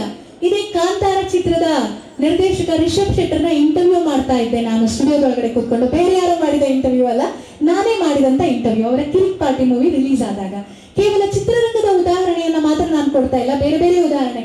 ಜಸ್ಟಿಸ್ ಸಂತೋಷ್ ಹೆಗ್ಡೆ ಸರ್ನ ಕೂಡ ಮಾತಾಡ್ಸಿದ್ದೆ. ಅವರೊಂದು ಮಾತು ಹೇಳ್ತಾ ಇದ್ರು, ಈ ಇಡೀ ವಯಸ್ಸಿನಲ್ಲಿ ಯಾಕ್ರಿ ನೀವು ನಮ್ಮ ದೇಶದ ಮೂಲೆ ಮೂಲೆಗೂ ಹೋಗ್ತಿರಲ್ಲ, ಟ್ರಾವೆಲ್ ಮಾಡ್ತಿರಲ್ಲ, ನಿಮಗೆ ಆರೋಗ್ಯ ಬೇರೆ ಸರಿ ಇಲ್ಲ, ಈ ತರ ಟ್ರಾವೆಲ್ ಮಾಡಿದ್ರೆ ನೀವು ನಿಮ್ಮ ಹೆಲ್ತ್ ನ ನೋಡ್ಬೇಕಲ್ಲ ಅಂತ ನನ್ನ ಹೆಂಡತಿ ಹೇಳ್ತಾಳೆ. ಆದ್ರೆ ನಾನು ಹೇಳ್ತೀನಿ, ನೋಡು, ನನ್ನಿಂದ ಒಂದಿಷ್ಟು ಮಕ್ಕಳಿಗೆ ನನ್ನ ವಿಚಾರಗಳು ತಲುಪಬೇಕು. ನಾಳೆ ಆ ಮಕ್ಕಳು ದೂರಬಾರ್ದಲ್ವಾ, ನಮ್ಮ ಹಿರಿಯರು ನನ್ಗೇನು ಹೇಳ್ಕೊಟ್ಟಿಲ್ಲ ಅಂತ, ಅದಕ್ಕೆ ನಾನು ಇರುವ ತನಕ ಆ ಕೆಲಸವನ್ನ ಮಾಡ್ತೀನಿ ಅಂತ. ಆ ಮಾತು ನನಗೆ ಯಾವಾಗ್ಲೂ ನೆನಪಾಗತ್ತೆ. ಸಂತೋಷ್ ಶೆಟ್ಟಿ ಅವರ ಬಗ್ಗೆ ಎಷ್ಟು ಗೌರವ ಇದೆ ನೋಡಿ ನಮ್ಗೆ. ಅದೇ ರೀತಿ ರಿಷಬ್ ಶೆಟ್ಟರ್ನ ಇಂಟರ್ವ್ಯೂ ಮಾಡ್ತಾ ಇದ್ದಾಗ ಕೇಳಿದೆ, ನಿಮ್ಮ ಒಂದು ಗೆಲುವಿನ ಸೀಕ್ರೆಟ್ ಏನು ಅಂತ. ಅವಾಗ ಕಾಂತಾರ ಬಂದಿರ್ಲಿಲ್ಲ ಚಿತ್ರ, ನಿಮ್ಮೆಲ್ಲರಿಗೂ ಗೊತ್ತಿದೆ ಅಲ್ಲ ಕಾಂತಾರ ಮೂವಿಯ ಬಗ್ಗೆ. ಅವ್ರು ಹೇಳ್ತಾರೆ 7 ಚಿತ್ರಗಳು ಫ್ಲಾಪ್ ಆಯ್ತಂತೆ. ಅವರು ಪ್ರಯತ್ನಿಸಿದಂತ 7 ಚಿತ್ರಗಳು ಅವರಿಗೆ ಯಶಸ್ಸನ್ನು ತಂದ್ಕೊಡೋದಿಲ್ಲ. ಅಂದ್ರೆ ಹಿನ್ನೆಲೆಯಲ್ಲಿ ಕೆಲಸ ಮಾಡ್ತಾರೆ, ಬೇರೆ ಬೇರೆ ರೀತಿಯ ವಿಭಾಗದಲ್ಲಿ ಕೆಲಸ ಮಾಡ್ತಾರೆ, ಎಲ್ಲೂ ಅವರ ಹೆಸರು ಬರೋದಿಲ್ಲ. ಅವರ ಮೊದಲಿನ ಹೆಸರು ಪ್ರಶಾಂತ್ ಶೆಟ್ಟಿ ಅಂತ ಆಗಿರುತ್ತೆ, ಆಮೇಲೆ ಅವರ ಹೆಸರನ್ನ ಬದಲಾಯಿಸಿದ್ದು. ಅವ್ರು ಹೇಳಿದ್ರು, ಬಹುಶಃ 7 ಸೋಲುಗಳ ತನಕ. ಜಸ್ಟ್ ಇಮ್ಯಾಜಿನ್, 2 ಮೂವಿಲ್ ಸೋತ ತಕ್ಷಣ ನಿನಗೆ ಆಗೋದಿಲ್ಲ, ಈ ವಾಟರ್ ಕ್ಯಾನ್ ನ ಸಪ್ಲೈ ಮಾಡೋ ಬಿಸ್ನೆಸ್ ಅನ್ನೇ ಕಂಟಿನ್ಯೂ ಮಾಡೋಣ ಅಂತ ಸೋಲಿಗೆ ಹೆದರಿ ವಾಪಸ್ ಬಂದಿದ್ರೆ ಇವತ್ತು ಈ ವ್ಯಕ್ತಿ ಜಗತ್ತಿಗೆ ಗೊತ್ತಾಗ್ತಿರ್ಲಿಲ್ಲ. ನಮ್ಮ ಸಂಸ್ಕೃತಿ ಸಂಸ್ಕಾರವನ್ನ ಜಗತ್ತಿಗೆ ಪರಿಚಯಿಸುವಂತಹ, ನಮ್ಮ ದೈವರ ಶಕ್ತಿಯನ್ನ ತೋರಿಸುವಂತಹ ಅವಕಾಶ ಈ ರೀತಿ ಸಿಗುತ್ತೆ ಅಂತ ಅವರು ಕನ್ಸಲ್ಲಿ ಅನ್ಕೊಂಡಿರ್ಲಿಕ್ಕಿಲ್ಲ. ಸೊ ಹೀಗೆ ಹೇಳ್ತಾರ ಅವರು. 3ನೇ ಮೂವಿ ಫ್ಲಾಪ್ ಆಯ್ತು, ಆಗ್ಲೂ ಹಿಂದೆ ಹೋಗ್ಲಿಲ್ಲ. 4 ಆಯ್ತು, 5 ಆಯ್ತು, 6 ಆಯ್ತು, 7 ಫ್ಲಾಪ್ಗಳ ನಂತರ ಉಳಿದವರು ಕಂಡಂತೆ ಚಿತ್ರದಲ್ಲಿ ಅವರಿಗೆ ಅವರು ನಿರೀಕ್ಷೆ ಮಾಡಿದಂತ ಯಶಸ್ಸು ಸಿಕ್ತು ಅಂತ. ಯೋಚನೆ ಮಾಡಿ, ಸೋತವರೆಲ್ಲ ನಾನು ಸೋತೆ ಅಂತ ಬಿಟ್ಬಿಡೋ ಹಾಗಿದ್ರೆ ಏನಾಗ್ತಿತ್ತು? ನೀವು ಹಾಗೆ, ನೀವು ಸೋತ್ರೆ ಹೆದರಬೇಡಿ, ಮುಂದೆ ಹೋಗೋದಕ್ಕೆ 100 ದಾರಿಗಳಿರುತ್ತೆ. ಅದನ್ನ ಕ್ರಿಯೇಟ್ ಮಾಡ್ಕೊಳ್ಳಿ, ಮನ್ಸಲ್ಲಿ ಅನ್ಕೊಳ್ಳಿ, ಗೆದ್ದೇ ಗೆಲ್ತೀನಿ, ನಾನು ಗೆಲ್ಲೋದಕ್ಕೋಸ್ಕರನೇ ಹುಟ್ಟಿರೋದು ಅಂತ. ಏನ್ ಹೇಳಿ, ಹೌದಲ್ಲ? ಗೆಲ್ತಿರಲ್ಲ? ನೀವು ಗೆದ್ದಾಗ ನನ್ನನ್ನು ನೆನಪು ಮಾಡ್ಕೊಳ್ಳಿ, ನನಗೂ ಒಂದು ವಿಷಯ ತಿಳಿಸಿ, ಏನಾದ್ರೂ ಸಾಧನೆ ಮಾಡಿ, ಯಾವ್ದಾದ್ರೂ ಒಂದು ಕ್ಷೇತ್ರವನ್ನ ಆಯ್ಕೆ ಮಾಡ್ಕೊಳ್ಳಿ. ಇಂಟರ್ವ್ಯೂ ಅಲ್ಲಿ ಸೋತೆ ಅಂತ ಅನ್ಕೋಬೇಡಿ, ಇದೇ ಆಗ್ಬೇಕು ಅದೇ ಆಗ್ಬೇಕು ಅಂತ ಕೂರ್ಬೇಡಿ. ನಾನು MBA ಮಾಡಿದ್ದೆ, ನಾನು ಈ ತರನೇ ಕೆಲಸ ಮಾಡ್ಬೇಕು, ಹೀಗೆ ಇರ್ಬೇಕು ಅಂತ ಹೋಗಿದ್ರೆ ಇವತ್ತು ಇಲ್ಲಿ ನಿಮ್ಮ ಮುಂದೆ ನಿಲ್ಲೋದಕ್ಕೆ ಆಗ್ತಿರ್ಲಿಲ್ಲ. ನನಗೆ ಸಿಕ್ಕ ಚಿಕ್ಕ ಚಿಕ್ಕ ಅವಕಾಶಗಳನ್ನ ಬಳಸ್ಕೊಂಡೆ. ಯಾರೋ ನಿರೂಪಣೆ ಮಾಡ್ತೀರಾ ಅಂತ ಕೇಳಿದ್ರು, ಆಗ ನಾನು ನಿರೂಪಣೆಗೂ ಸರಿ ಅಂತಂದೆ. ಆಮೇಲೆ ದೊಡ್ಡ ದೊಡ್ಡ ವೇದಿಕೆಯಲ್ಲಿ ನಿರೂಪಣೆ ಮಾಡೋ ಅವಕಾಶ ಬಂತು. ಆಮೇಲೆ ನಾನು ಬರೆಯೋದಕ್ಕೆ ಶುರು ಮಾಡಿದೆ. ಕಳೆದ 3 ತಿಂಗಳ ಹಿಂದೆ ಈ ಪಯಣ ನೂತನ ಅನ್ನುವಂತ ಪುಸ್ತಕನ ಬರ್ದೆ, ಅದು ರಿಲೀಸ್ ಆಯ್ತು. ಏನ್ ದೊಡ್ಡ ಸಾಹಿತಿ ಅಲ್ಲ, ದೊಡ್ಡ ಸಾಧನೆಯನ್ನು ನಾನು ಮಾಡ್ಲಿಲ್ಲ, ಆದ್ರೆ ಏನಾದ್ರೂ ಮಾಡ್ಬೇಕು ಅನ್ನುವಂತ ತುಡಿತ, ಹಂಬಲ ಒಂದು ನನ್ನ ಒಳಗಡೆ ಇದೆ. ಅದೇ ಹಂಬಲ ನಿಮ್ಮೊಳಗಡೆ ಕೂಡ ಬರ್ಲಿ. ನಿಮ್ಮ ಹೆತ್ತವರಿಗೆ ಕೀರ್ತಿಯನ್ನ ತನ್ನಿ, ನಿಮ್ಮ ಟೀಚರ್ಸ್ಗೆ ನೀವು ಕೀರ್ತಿಯನ್ನ ತನ್ನಿ, ನಿಮ್ಮ ಊರಿಗೆ ಮುಂದೊಂದು ದಿನ ಎಲ್ಲಿರ್ಬೇಕು ಹೇಳಿ ನೀವು? ಇವರೆಲ್ಲ ಹಿರಿಯರು ಕೂತ್ಕೊಂಡಿದಾರಲ್ಲ, ಆ ಜಾಗದಲ್ಲಿ ನೀವಿರ್ಬೇಕು. ಆಗ ನಿಮ್ಮ ಶಿಕ್ಷಣ ಸಂಸ್ಥೆಯ ಒಂದು ಧ್ಯೇಯ ಖಂಡಿತ ನೆರವೇರುತ್ತೆ ಅಂತ. ತುಂಬಾ ಖುಷಿ ಆಯ್ತು. ಬೋರ್ ಆಯ್ತಾ? ಸುಳ್ಳು ಹೇಳೋದು ಬೇಡ. ಬೋರ್ ಆಯ್ತು ಅಂತಂದ್ರೆ ಬೋರ್ ಆಯ್ತು ಅಂತ ಹೇಳಿ. ಪ್ರಾಂಶುಪಾಲರಿಗೆ ನಾನು ಧನ್ಯವಾದ ಹೇಳ್ಬೇಕು ಸರ್. ಯಾಕಂದ್ರೆ 1 ಗಂಟೆ ಈ ತರ ಗೊತ್ತಿಲ್ಲ ಎಷ್ಟು ನಿಮಿಷ ಆಯ್ತು ನಾನು ಶುರು ಮಾಡಿ ಅಂತ, ಇಷ್ಟೊತ್ತು ಮಾತಾಡೋದಕ್ಕೆ ಅವಕಾಶ ಮಾಡಿಕೊಟ್ರು. ಕೆಲವೊಮ್ಮೆ ನಾನು ಈಗ ಹೋದಾಗ ಏನಾಗುತ್ತೆ ಅಂತಂದ್ರೆ 20 ನಿಮಿಷ 10 ನಿಮಿಷ ಅಂತ ಹೇಳ್ತಾರಲ್ಲ, ಆಗ ನನಗೆ ನನ್ನ ವಿಚಾರಗಳನ್ನ ತಲುಪಿಸೋದಕ್ಕೆ ಆಗೋದಿಲ್ಲ. ಅದಕ್ಕೋಸ್ಕರ ನಾನು ಹೇಳ್ತಿರೋದು, ಒಂದು ಸಮಾಜಕ್ಕೆ ಏನಾದ್ರೂ ವಾಪಸ್ ಕೊಡಿ.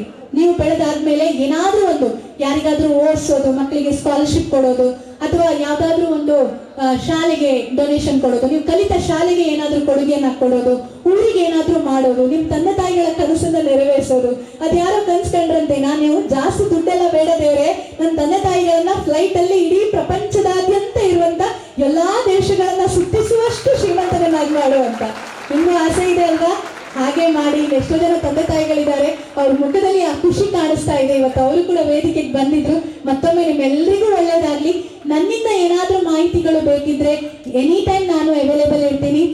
ನಿಮ್ಮನ್ನ ನಾನು ಖಂಡಿತ ಫೇಸ್ಬುಕ್ ನೋಡಿ ಯೂಟ್ಯೂಬ್ ನೋಡಿ ಅಂತ ಹೇಳೋದಿಲ್ಲ. ಆದ್ರೆ ಒಳ್ಳೆ ವಿಚಾರಗಳನ್ನ ನೋಡ್ತೀನಿ ಅಂತಂದ್ರೆ RJ ನಯನಾ ಶೆಟ್ಟಿ ಅನ್ನುವಂತಹ ಒಂದು ಫೇಸ್ಬುಕ್ ಯೂಟ್ಯೂಬ್ ಚಾನೆಲ್ಗಳಿದಾವೆ, ಒಳ್ಳೆ ವಿಚಾರಗಳಲ್ಲಿದ್ದಾವೆ, ನೀವು ಕೂಡ ನೋಡ್ಬೋದು. ನನ್ನಿಂದ ಏನಾದ್ರೂ ಮಾರ್ಗದರ್ಶನ ಬೇಕು ಅಂತಂದ್ರೆ ಖಂಡಿತ ನನ್ನನ್ನ ನೀವು ತಲುಪಬಹುದು. Thank you very much. ಜೈ ಹಿಂದ್, ಜೈ ಕರ್ನಾಟಕ ಮಾತೆ.